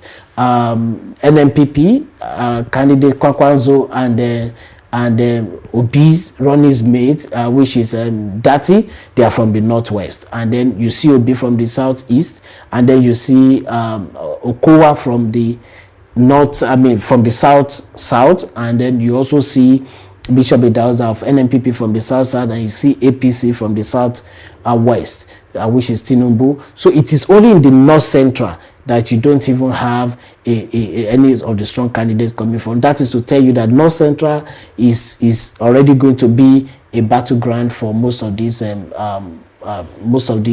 party, because that is where everybody attention will be to just get votes for themselves. So looking at it, these are some of the states that we feel, or region that we feel the security agencies need to pay the attention to. My expectation for this election is that, number one, the election is going to hold. Number two, I think we may have one or two glitches in terms of logistics, which is expected with what we have now, with how prepared INEC is now. So for me, my expectation is not really that high when it comes to election administration and the logistics. So for security, my expectation is that the security agencies will be neutral in this election, and I can see that they are already planning towards that, and one of the things we expect is that they should be neutral this time around. And again, I want to say that in terms of the from INEC, we expect that they need to put everything in place, because how prepared is INEC for runoff? Now, that is number one. Number two, they need to come out now and begin to educate people on if there is going to be a runoff, then what is the criteria of choosing the first and the second person that will be on the runoff ballot. So this is something people need to know, because majority of the people also feel that the election is going to, the winner is going to be declared by simple majority. No, that is not what the Constitution says. And I don't know, we need INEC to keep coming out to educate people and make that a priority, that this is the constitutional provision of how a winner will emerge. And because if you don't do that, by the time you find yourself to have runoff, and then you now begin to have violence, and this alone, lack of education around this, is a potential for violence, and which I think they need to do more on. However, all in all, we feel the election is going to hold, but it may not really be a perfect election. What about turnouts? What about voter turnout? Yes. The voter turnout in this election is going to be slightly high, and for us, we are predicting that if we have the highest, we are likely going to have 39% voter turnout in this election, and we can't have low, and it can be lesser than it can fall within the range of the low of 32%, but our prediction is between 32 and 39%.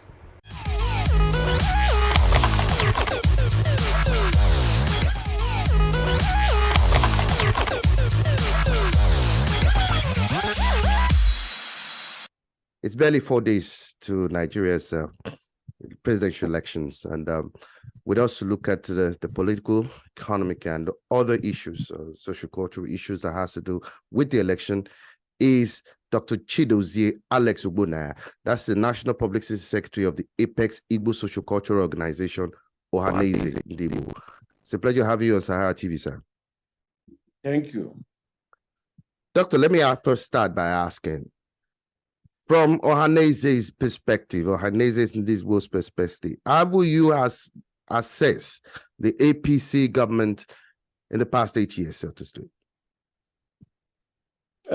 It's not just Ohanaeze's assessment. It's a general assessment by Nigerians. Exactly. Every Nigerian now is expressing exceeding form of hardship. The one that had never been seen before. And when we talk about APC, people should always know that what we call APC today is like a group of people who have migrated from PDP and so on and so forth. It's a kind of political class that has remained in charge of this affairs of government for years now. It's true they are called APC, but I can tell you a lot of people from Enugu State, Igbo land, that migrated from PDP to APC. We now rather prefer to call them a political class that have been there for about 20 years. But evidently, it is the policy and programs of APC that have been on board for a long time now. So I agree with this APC, but I want you to understand that this is an oppressive political class that have been there for years. Sometimes they go with different names. But going back to your question, every Nigerian is feeling so bad about what is happening today in this country. And if allowed to continue, it means the future is doomed.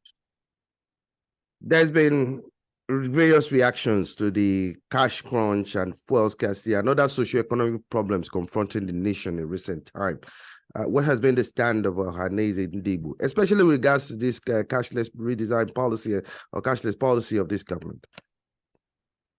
Yeah, the problem with this country is sometimes it comes with good policies, but the implementation becomes a problem.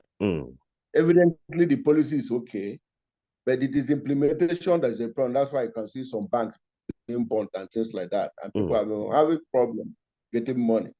That is to say, on the other hand, they are not being able to print as much money as they are to meet the demand of the general public. And that's why I'm having the problem. But as for the policy, it's okay. Because within the policy, you discover that a lot of people have kept money in their houses, buried money underground, believing that they use it for one thing or the other and to intimidate or manipulate the electoral process. But with this now, they have no option.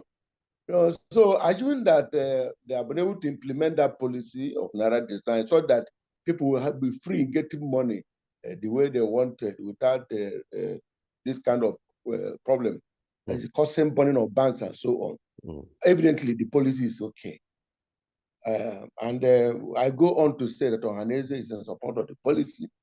But what Ohanaeze had earlier suggested was that they should extend the time to implement the policy fully. However, they extended to 10 February. But also happy that the president intervened by saying that they should recycle the 200 Naira notes. All this is, this intervention is as a president and commander-in-chief of the armed forces. When you have a policy and sometimes the policy is not working well, what we call feedback mechanism, you try to say, I can reorder the policy in order to benefit the masses. I think that's what the president did. In summary, the policy is good, but it is implementation that we're having problems. Let's also look at the state of insecurity, especially in the Southeast. At the moment, we've had various groups and individuals making attempts to ensure the truncation of the process, that elections will not occur in the Southeast, especially by some groups and individuals. Ohanaeze has from time to time actually condemned this trade by these groups. What further steps are you taking to ensure that these threats and that people are able to go out onto the polls come Saturday, sir? Well, we have encountered this kind of scenario in the past. If you recall the time of Obiano's second term, you said there wouldn't be election, but we prevailed on them and the eventual election held. If you remember the one of Soludo, you said there wouldn't be election. We prevailed on them and the eventual election was held. So this time around, they are talking about no election, and they can see the Ohanaeze Ndigbo have condemned it. Eminent Igbo persons even went to finish an embassy. A lot of people have been called. Even the IPOB themselves came out to denounce Simon Ekpa, and they countenance what he's saying about it at home. I can tell you that 98% people are not prepared to comply with the sit at home. On the other hand, when somebody makes such pronouncements and they see that it's not binding to public interest, evidently the public opinion will go against such policy, such statement, and finally the election will be held. Then other forms of insecurity, it is sometimes some people begin to wonder how Igbo, even when I can see that this election is something that is biting on Igbo. Everybody is coming to Nigeria, because this is a battle between ourselves. So Nigerians are geared towards this election. Igbo is not an exception. The Igbo are not an exception. So whatever insecurity may have found in the South, you discover that it will give way for this election to hold on Saturday. Let's also look at INEC's preparedness, especially with regards to these forthcoming elections. We know that your organization have actually called on Igbos to collect the PVCs, and this had been done. You've actually mobilized also the Igbos to come out and vote en masse. How ready do you think INEC is to conduct a free, fair, and credible elections, especially in that region? Well, they always say they are ready. We want to believe them. On our own side, we are prepared. They are to tell us how prepared they are.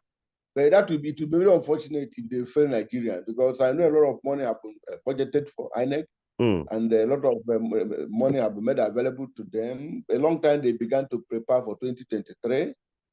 So if by this time they begin to complain again, it's very unfortunate. So I want to believe they should be prepared. I think they don't have any excuse to give us. So on our own side, I can tell you what on our own side, we are very much prepared for the election. But they are to tell us how prepared they are. Like I said, it would be unfortunate. In a recent statement issued by your organization, you said that this election is a battle for the survival of the soul of Nigeria. And I quote, Nigerians must ensure that they hold President Buhari and INEC not to succumb to the pressures of the corrupt political elite, uniting across party lines to fight for their political survival against a political tsunami that is about to sweep them off from relevance. You are even quoted as saying that nobody should deny Mr. Peter Obi the presidency if he wins, because attempts to subvert the will of Nigerians and deny Peter Obi his victory will spell doom for the country. Ohanaeze has from time to time thrown his weight behind Peter Obi's candidature. Is this a threat to the process? Well, I must admit that statement is, there are a lot of the landmark achievements made by Ohanaeze Ndigbo. They begin to claim Ohanaeze and make some reckless remarks without reference to the Ohanaeze mainstream. Okay. So unfortunately, that statement didn't come from Ohanaeze. Okay. One person going about carrying himself as Ohanaeze. Somebody who worked with Ohanaeze as somebody in the past went on, and over time, the Igbos have called him together to stop all this using the name of Ohanaeze recklessly. So the one they are quoted now is not from Ohanaeze such. But all the same, what they are talking about P2B is just a convergence, it's a unity, it's a kind of unifying forces. The forces of history. In P2B, there's a convergence of history in the sense that in Nigeria, this is something that is entrenched as political culture of Nigeria, what we call rotation and sharing of power. So evidently, the Igbo felt is their turn, or the South felt is their turn. And based on that, they're going to that agitation that is turn of South, and that advocacy went national. So at a point, the Igbo didn't begin to champion P2B. We just left it to Nigerians. Fortunately for us, you can see the Southern and Middle Belt coming together to say it is P2B. The Afenifere, the Middle Belt people, and so on. People like Chief Olusegun Obasanjo, Aya Adebanjo, a lot of Nigerians zeroed in on P2B. They felt that is a person that is competent, energetic, intelligible, and so on, enough to carry the burden of Nigeria. The burden of Nigeria requires somebody that is young, somebody that is intelligible, somebody that has credibility, somebody who has no thought of corruption around him. This is the kind of thing they came together and decided that P2B is the ideal person to redeem Nigeria from its present condition. So having done that, Ohanaeze is rather thanking the Nigerians for adopting P2B as their son and giving support and impetus to that P2B phenomenon as a revolution. Now you can find out. Before they say there was no structure and things like that. But historically, you can see that what you call structure is a kind of idea developed into ideology, from ideology to a movement, from movement to, in fact, revolution. And when you talk about revolution is structural change. That's what revolution stands for. So evidently, whatever they call structure, the structure of iniquity, structure of corruption, structure of kidnapping, structure of joblessness, unemployment, and so on, that is the old structure which are giving way now, which is now giving way to a new structure that will be able to carry us through. That's what P2B represents. And we are happy that by forces of history and providence, P2B emerged to fit into the aspirations of many people who want Nigeria to remain united. And that is where Ohanaeze comes in. So we support P2B, not just because it's an Igbo, because of the credibility you find it, and also the forces of history, like I tried to explain. So that is what it is. So the way it is, I don't want to believe that any Igbo who begin to antagonize the candidates of P2B is, I wouldn't use the word that is negative, but it's a minority. Those people are in minority. And you can know, we always have what we call deviants. In any society, you always have social deviance, people who deviate from the norm. The norm, which is 99.9% that Igbos are supporting people, the 0.01% or 0.1%, 0.1% are the deviants. So we can always tolerate them. It's a plural, with this plurality, you can always tolerate that 1%. So that is the position. Doctor, let me ask you this final question, which is quite germane. Since after the 2019 elections, Nigerians have made their voices clear that they wanted a viable third political party and the third political option. And if you were to look at Nigeria's modern history, the country has been dominated by the APC and PDP parties, almost to the exclusion of others, effectively creating a near two-party monopoly on power in the executive, the National Assembly, and the state level. Other parties have never really broken through. How do you think that a Peter Obi's presidency will change this trajectory at this time? Yeah, you can see from the campaign what is happening. You can see from the campaign what is happening. Like I explained earlier, what we call APC today, from my own, I worked closely with Alex Ekwueme in 1998 when Abacha died, and eventually came out with what we call PDP. A lot of people migrated from PDP to what APC now. They're not well with their APC, but I'm sure that many of them of PDP extraction. So what Nigerians are saying is that they are not to a better standard of living. Rather, they have unemployment. They have been a strike here and there. They have been kidnapping. There are all kinds of things. If allowed to remain, what we call Nigeria will be history in years to come. So a lot of young people now have come out to say, this is our country, we must reclaim it. Some other people, even when they are not young, but some of us are saying that our children, what about children? What about grandchildren? Yeah. So we are saying that there must be a change. So it is a change that you can say a lot of people struggling to enforce. When it comes now with P2B, you can see that a lot of change will begin to manifest. And of course, that is where Nigeria can be proud.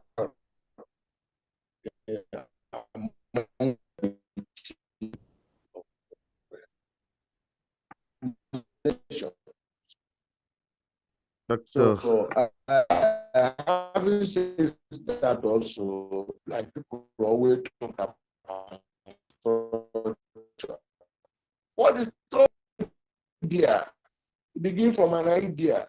We P2B phenomenon. What this thing in political science we call structural functionalism. True structures in the United States of America. And allowed to say there for thinking, whatever I call the democracy in USA would be turned into a entirely different thing. And if you bring up at the same time somebody from there to Mount here in Nigeria, 10 years you see a difference. If you bring P2B, you see a difference. You bring the modern who is also old and doesn't have idea, the difference is clear. I hope you understand. It is structural functionality that is the function of the individual, the capacity of the individual, be able to change the society and what we call this function. So P2B, whatever that structure that carries us through is in P2B. Dr. Chidozie, Alex Ogbonia, the National Publicity Secretary of the Igbo Social Cultural Organization, Ohanaeze Ndigbo, this time and talking with us on Sahara TV.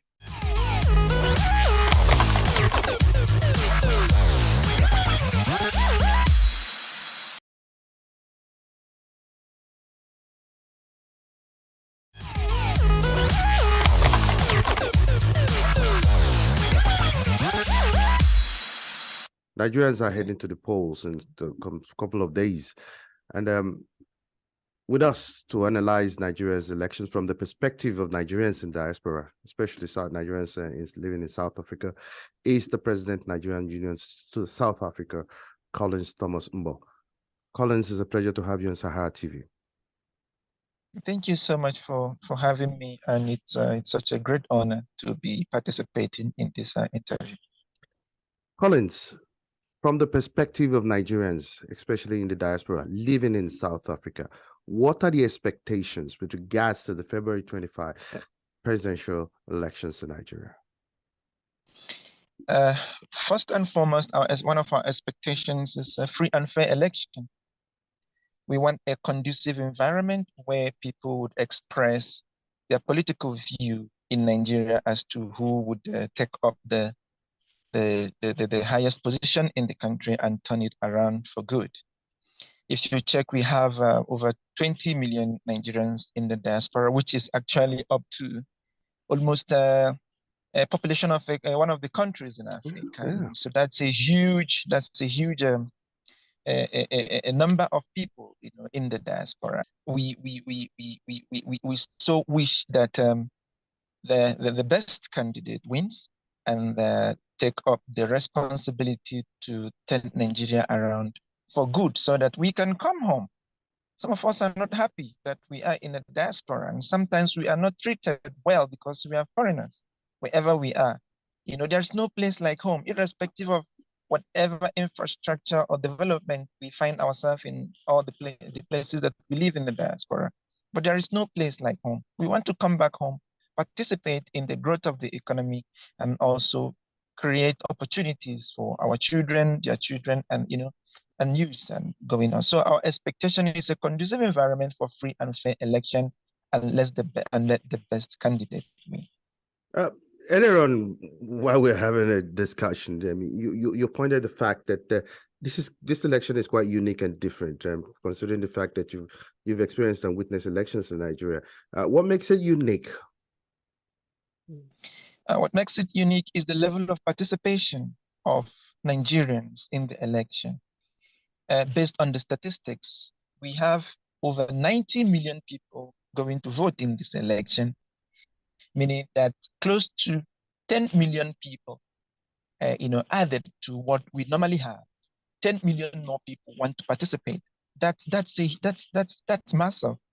That is going to cause a political change in Nigeria. There's going to be a tsunami in political stratosphere in Nigeria, because everyone is tired of the way Nigeria is being run, and people feel now that if they participate through their vote, they will be able to contribute towards the change that Nigeria deserves. So I can't wait.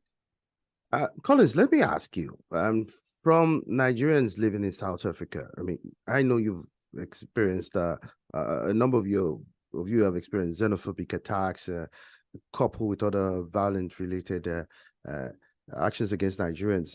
What's your assessment on the performance of the current APC-led administration in the last 7 years with respect to how Nigerians have been treated in South Africa and other countries where you have Nigerians living in the diaspora? And how do you think this will be a factor in the forthcoming elections? To be honest with you, I've been living outside Nigeria for the past 15 years or more, and then I've also experienced xenophobic attack on a personal level.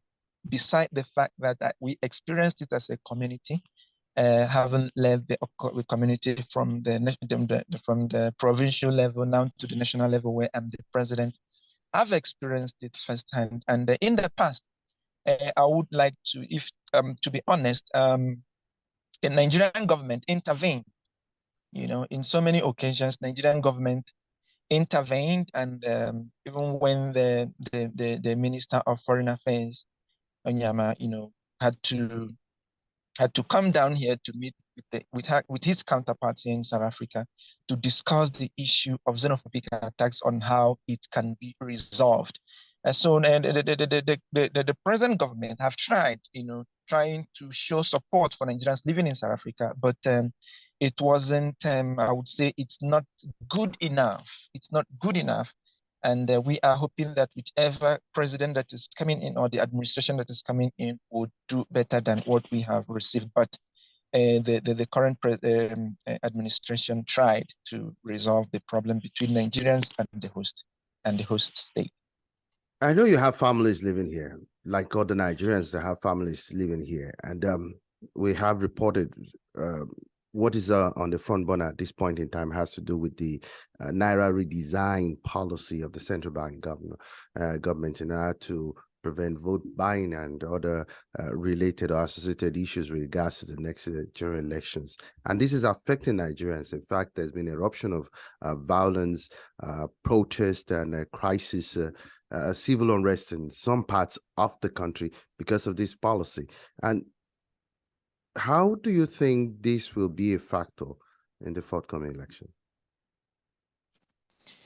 First and foremost, I do think that it's the policy is not well thought out, the way it's been implemented. Let's take South Africa, for instance. South Africa changed its notes I think it's about 2 years ago, but the old note is still in circulation. It's still in circulation. It's still a legal tender. And then in Nigerian case, all of a sudden you want to change and abruptly stop people from using the previous money they have. I do not want to disregard the fact that they are trying to stop people from contributing to what, in quote, I would say election malpractices in terms of buying votes and all that. But we should look at the bigger picture. How would it affect Nigerians, ordinary Nigerian in the street, ordinary Nigerians that only depends on selling, a Nigerian woman that depends on selling this and this to take care of his family? How does that affect such kind of a person? Would use it to measure what they are trying to avoid, which is vote buying and something like that. So I think it's not well thought of. It's something that if they wanted to implement that or have that to play, it's something that should have been in place for a very long time. By this time, then there wouldn't be any need to use the old note anymore, because it has disappeared in one way or the other, and the new Naira note has saturated the economy. So I think the way it's going to affect the election is the fact that, as usual, there is no way we can stop vote buying. It's unfortunate. It's unfortunate, but there is no way we can stop it because people are hungry. Yeah. People are hungry. There is no way you give a hungry person, a hungry woman who has 4 or 5 kids, doesn't know where the supper will come from, and you give her money and then she will turn it down and allow her kids to die. So that is why I'm of the opinion that those are not the basics. The basics is to build the economy, to make sure that each and every Nigerian, each and every 200 million Nigerian or more, is participating in the economy, is benefiting from the economy. God has given us the resources, for everyone to benefit from the economy. We just need leaders who are capable, leaders who are sensitive to the plights of Nigeria, who can think of the future and not just what they will grab now and for their children, to make sure that the people are taken care of. There's been several calls by many Nigerians in the diaspora that it's high time that Nigeria told the part of other countries in Africa that allow their citizens resident in other countries to exercise their franchise in their home countries. But the Independent National Electoral Commission in Nigeria has said that it does not yet have the enabling laws to carry out diaspora voting in these forthcoming elections. How has this been taken by Nigerians in the diaspora? And what do you think should be done at this point in time to ensure that diaspora voting is enacted in Nigerian laws? I want to begin by saying that it's quite unfortunate. It's quite unfortunate that 20 million Nigerians in the diaspora, it's quite unfortunate that Nigerians are disfranchised in Nigeria. It's unbelievable. It's unbelievable. And these 20 million Nigerians are contributing to the economy through their remittance to Nigeria. The amount of money that these Nigerians in the diaspora are contributing to the economy is even helping the people more than our main source of revenue in Nigeria. So it is very, very important that the federal government does something quickly that will make sure that Nigerians in diaspora exercise their, their political and democratic rights in terms of voting. South Africa, for instance, they do vote in diaspora. Why can't Nigeria do that? Nigeria has the resources to make sure that that happens.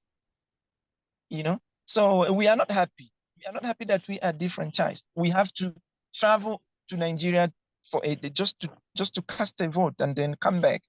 Does it make sense?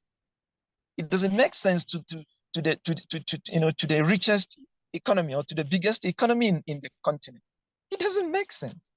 So we are pleading with I want to use this medium to plead with the Nigerian government to allow that that law to be passed so that we can exercise our our rights in diaspora. Let's look at the major contenders elections from the view of the Nigerians in diaspora, especially based in South Africa. What's their view on the personality of the candidates? Okay. I also would like to state that Nigeria South Africa does not affiliate to any political party. Number one. So whatever I'm saying here today is me as Collins, and not as the president of Nigerian Union. And my opinion does not represent the organization. The reason for this is because we have members who are from different parties.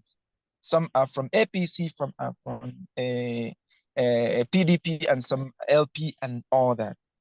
But looking at the three main contenders in this election, which is the P2B from LP, Abubakar from PDP, and Tinubu from APC.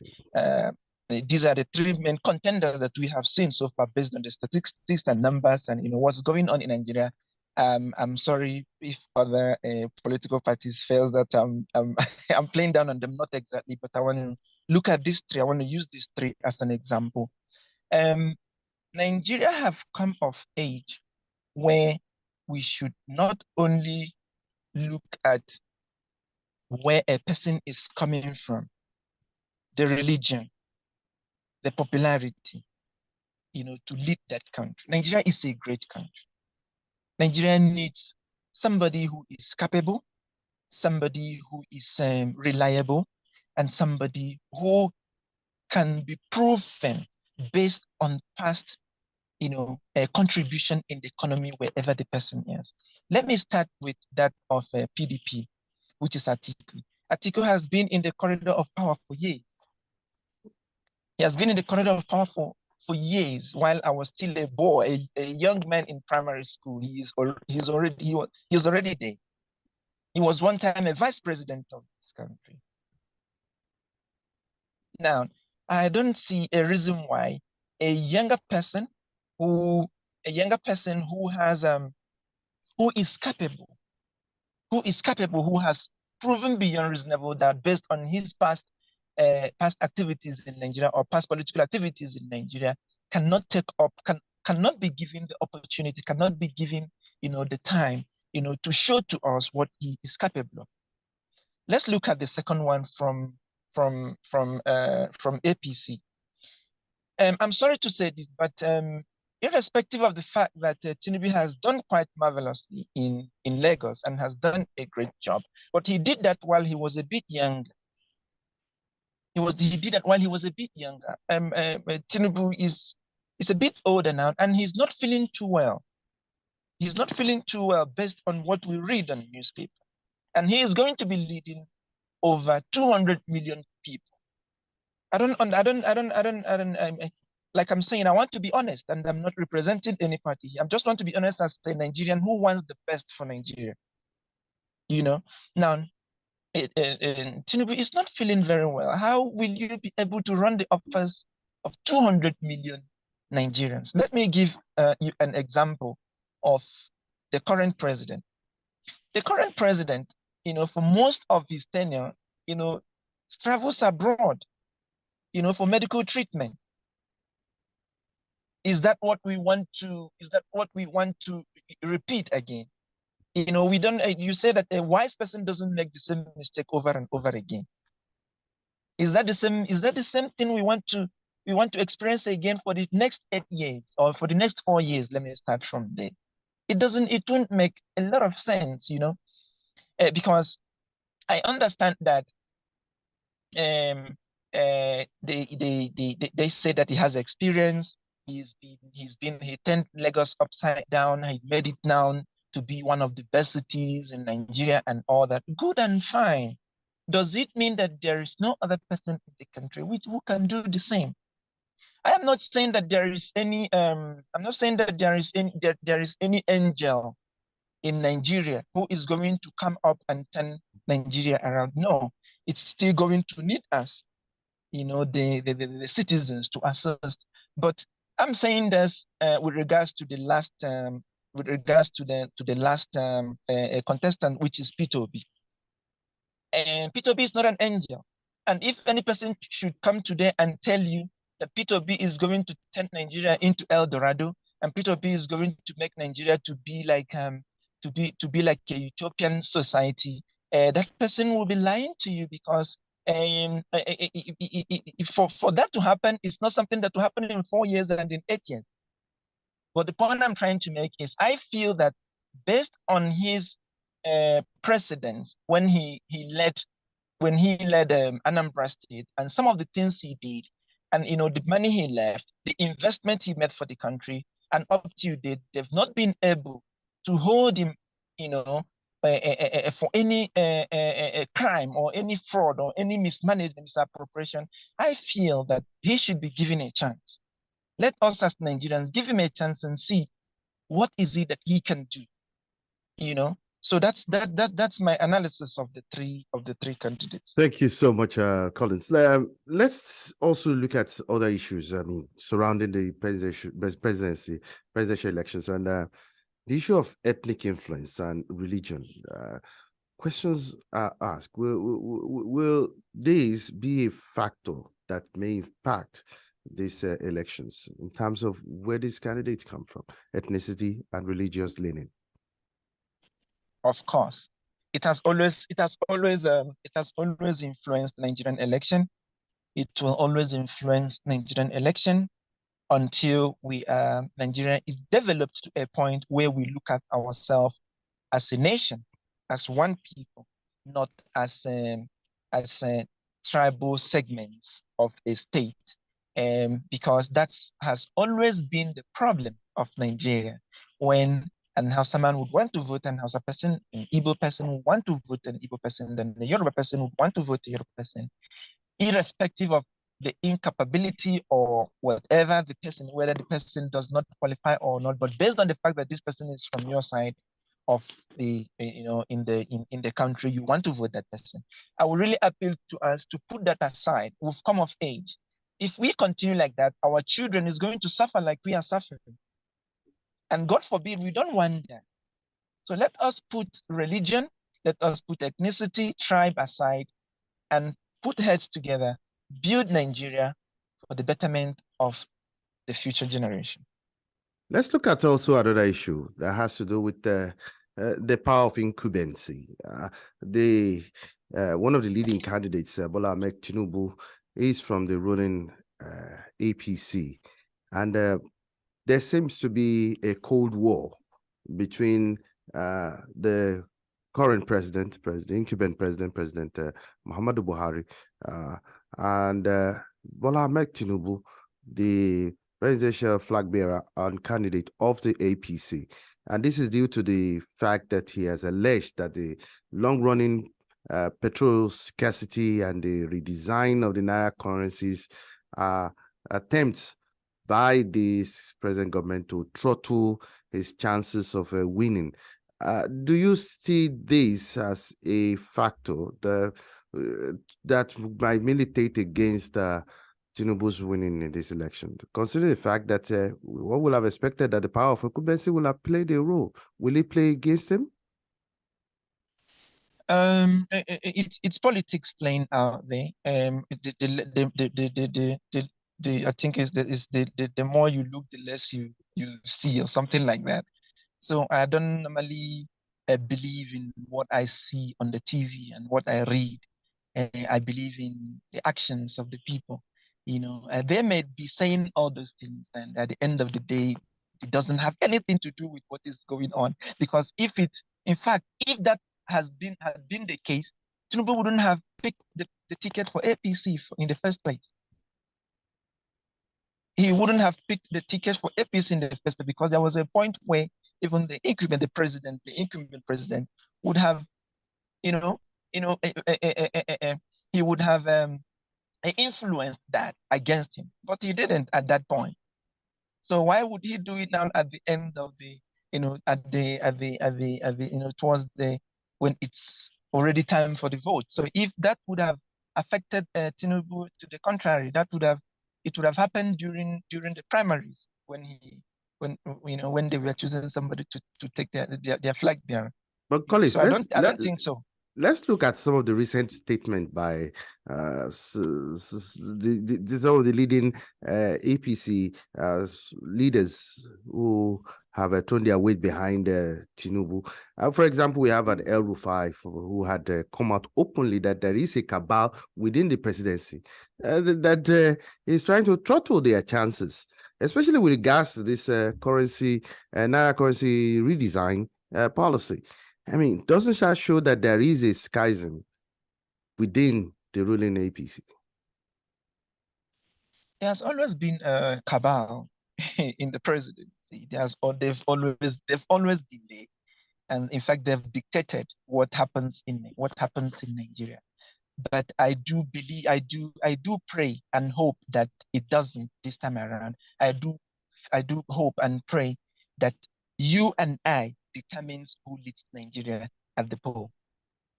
Let's finally ask this question, and it's actually a viewpoint question. I mean, it's just about 8 days to these elections, and the role of Nigerians in diaspora is quite very paramount as towards the development and growth of Nigeria. What do you expect from the next president, whoever emerges? Wow, that's a very huge question, and I wish my wishes would come to pass, But that nonetheless, we want, a total overhaul of Nigerian political structure. Total overhaul. Nothing is working in Nigeria. Nothing is working in Nigeria. That's why people are saying. That's why when people are saying that P2B will make Nigeria to be like London, or will make Nigeria to be El Dorado or Ethiopian, I tell them that, guys, you cannot do anything if the foundation is not in place. The fundamentals has to be in place. There needs to be a total overhauling of the entire system. Crime. I mean, and corruption has always been the major problem. So if they can start there for the first 4 years, trying to put, the institutions and organizations in place that will make sure that corruption is limited, that corruption is eliminated, then we would have hope for better Nigeria. Like I said earlier, we would like to come home and invest. We would like to bring our children home to see their father and motherland. We would like to, some of us would like to come home, to come back home and stay, relocate back to Nigeria. But some of us are afraid. There is an issue of security. There is issue of electricity. There is issue. It's just a mess.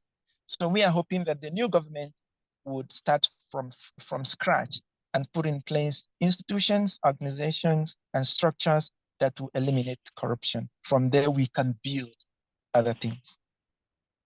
Collins Thomas Mbo, the President, Nigerian Union, South Africa. It's a pleasure to have you on Sahara TV.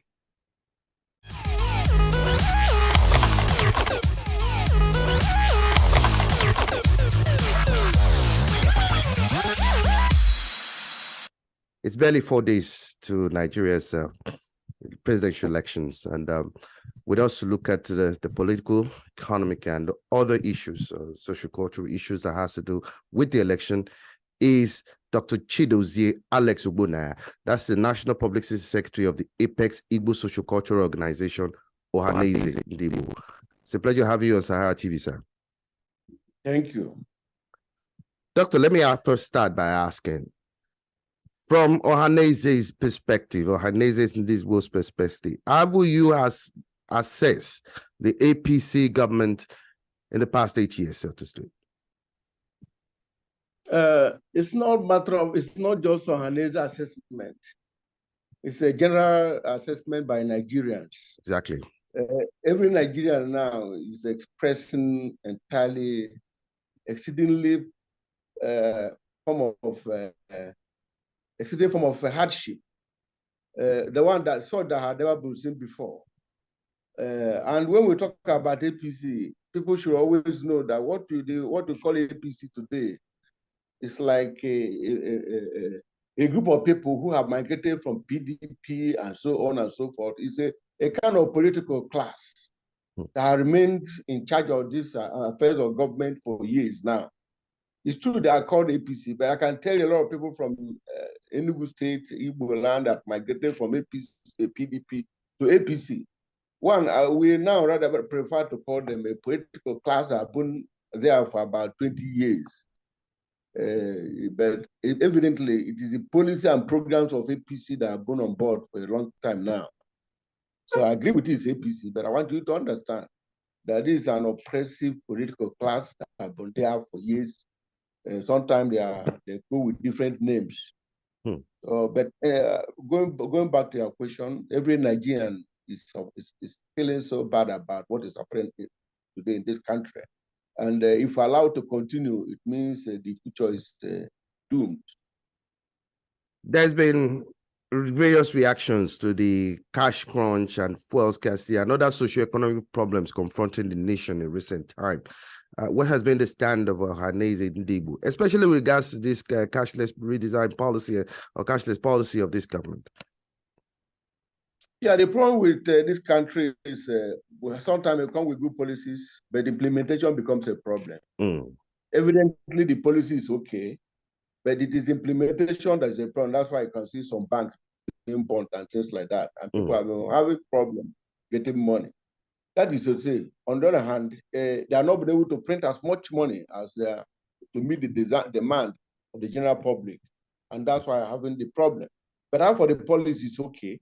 Because within the policy, you discover that a lot of people have kept money in their houses, buried money on the ground, believing that they use it for one thing or the other and to intimidate or manipulate the electoral process.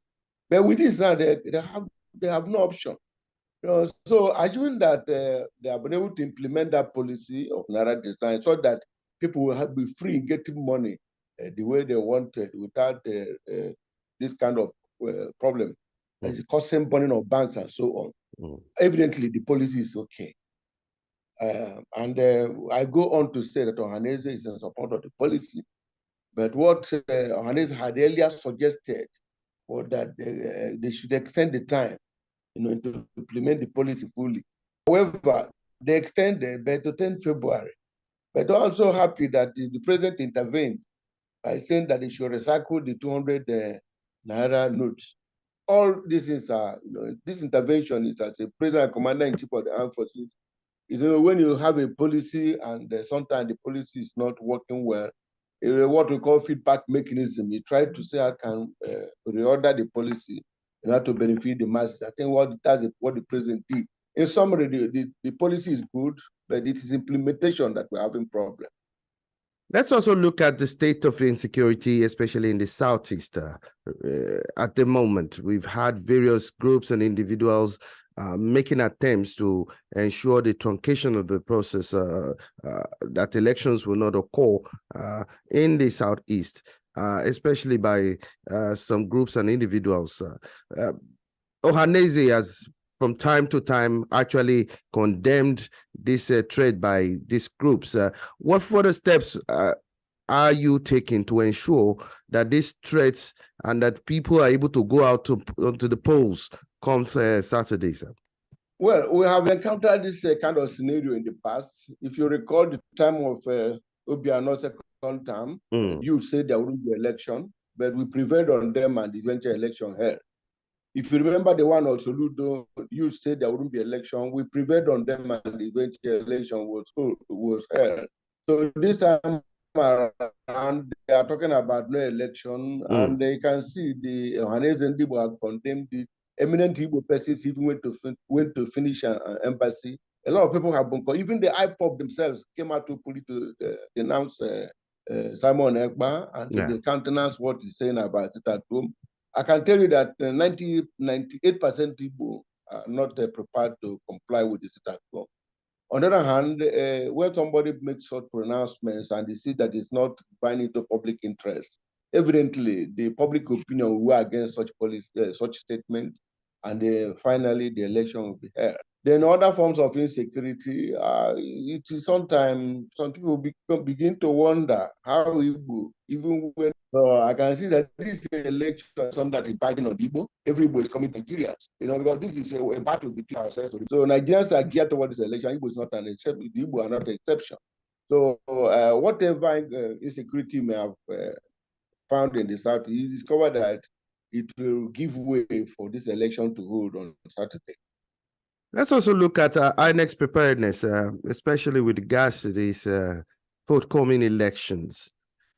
We know that your organization have actually called on Igbos to collect PVCs, and this had been done. You've actually mobilized also the Igbos to come out and vote en masse. How ready do you think INEC is to conduct a free, fair, and credible elections, especially in that region? Well, they always say they are ready. We want to believe them. On our own side, we are prepared. They are to tell us how prepared they are. But it will be very unfortunate if they fail Nigeria, because I know a lot of money have been budgeted for INEC, and a lot of money have been made available to them. A long time they began to prepare for 2023. So if by this time they begin to complain again, it's very unfortunate. So I want to believe they should be prepared. I think they don't have any excuse to give us. So on our own side, I can tell you what on our own side, we are very much prepared for the election. But they are to tell us how prepared they are. Like I said, it's unfortunate. In a recent statement issued by your organization, you said that this election is a battle for the survival of the soul of Nigeria. And I quote, Nigerians must ensure that they hold President Buhari and INEC not to succumb to the pressures of the corrupt political elite, united across party lines to fight for their political survival against a political tsunami that is about to sweep them off from relevance. You are even quoted as saying that nobody should deny Mr. Peter Obi the presidency if he wins, because attempts to subvert the will of Nigerians and deny Peter Obi his victory will spell doom for the country. Ohanaeze has from time to time thrown his weight behind Peter Obi's candidature. Is this a threat to the process? Well, I must admit that statement is, there are a lot of people who, because of the landmark achievements made by Ohanaeze Ndigbo, they begin to claim Ohanaeze and make some reckless remarks without reference to the Ohanaeze mainstream. Okay. So unfortunately, that statement didn't come from Ohanaeze. Okay. One person going about carrying himself as Ohanaeze. Somebody who worked with Ohanaeze as somebody in the past went on, and over time, the Igbos have called him together to stop all this using the name of Ohanaeze recklessly. That's so right. The one they are quoted now is not from Ohanaeze such.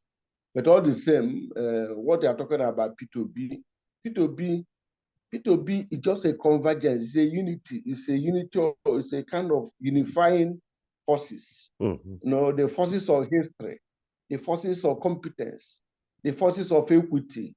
For in Nigeria, this is something that is entrenched as political culture of Nigeria, what we call rotation and sharing of power. So evidently, the Igbo felt is their turn, or the South felt is their turn. And based on that, that agitation, that is turn of South, and that advocacy went national. So at a point, the Igbo didn't begin to champion P2B. We just left it to Nigerians. Fortunately for us, You can see the Southern and Middle Belt coming together to say it is P2P. The Afenifere, the Middle Belt people, and so on. People like Chief Olusegun Obasanjo, Aya Adebanjo, a lot of Nigerians zeroed in on P2P. They felt that that is a person that is competent, energetic, intelligible, and so on, enough to carry the burden of Nigeria.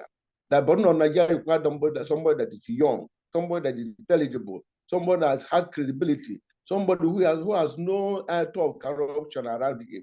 This is the kind of thing they came together and decided that P2P is an ideal person to redeem Nigeria from its present condition. So having done that, Ohanaeze is rather thanking the Nigerians for adopting P2P as their sort and giving support and impetus to that P2P phenomenon as a revolution. Now you can find out. Before they say they didn't have, there was no structure and things like that. But historically, you can see that what you call structure is a kind of idea developed into ideology, from ideology to a movement, from movement to, in fact, revolution. And when you talk about revolution, revolution is structural change. That's what revolution stands for. So evidently, whatever they call structure, the structure of iniquity, structure of corruption, structure of kidnapping, structure of joblessness, unemployment, and so on, that is the old structure which are giving way now, which is now giving way to a new structure that will be able to carry us through. That's what P2P represents.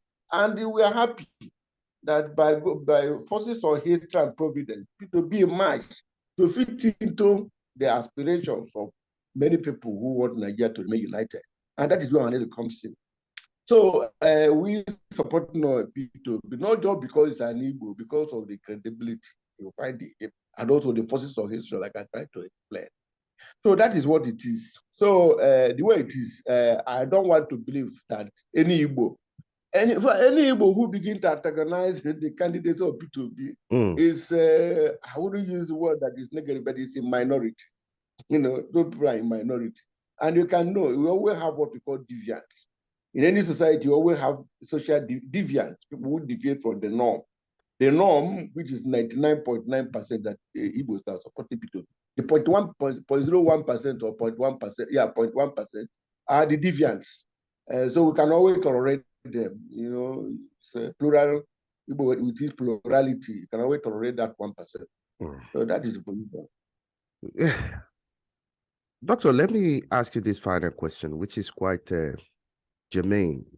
Since after the 2019 elections, Nigerians have made their voices clear that they wanted a viable third political party and the third political option.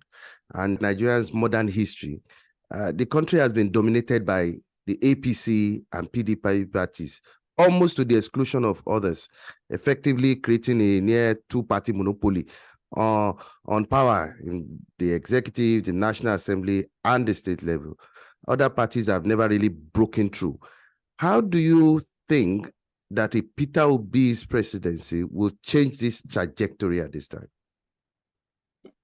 Yeah, you can see from the campaign what is happening. You can see from the campaign what is happening. Like I explained earlier, what we call APC today, from my own, I worked closely with Alex Ekweme in 1998 when Abacha died, and eventually came out with what we call PDP.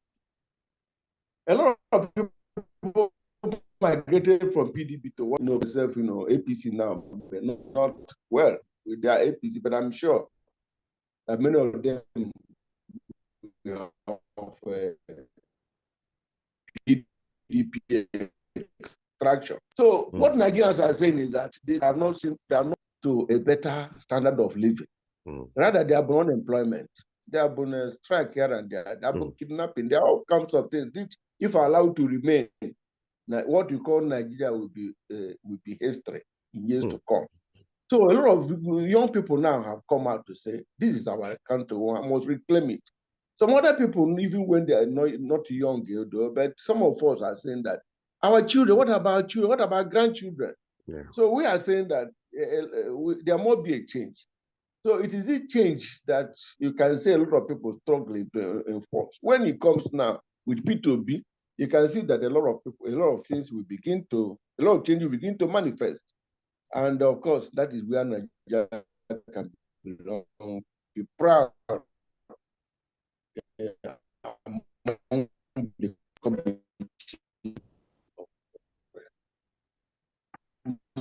nation. Dr. Having said that also, like people always talk about structure. What is structure is an idea. Begin from an idea. We P2B phenomenon. What they say in political science because structural functionalism. True structure is the United States of America. And allowed to say that for thinking, whatever I call the democracy in USA will be turned into a entirely different thing. And if you bring up at the same time somebody from there to Mount here in Nigeria, 10 years you see a difference. If you bring P2B, you see a difference. You bring the mother who is also old and doesn't have idea, the difference is clear. I hope you understand. It is true structural functionality that is the function of the individual, the capacity of the individual, be able to change the society and what we call this function. So P2B, whatever that structure that carries us through is in P2B. Dr. Chidozie Alex Ogbonia, the National Publicity Secretary of the Igbo Social Cultural Organization, Ohanaeze Ndigbo. Thank you so much for having this time and talking with us on Sahara TV.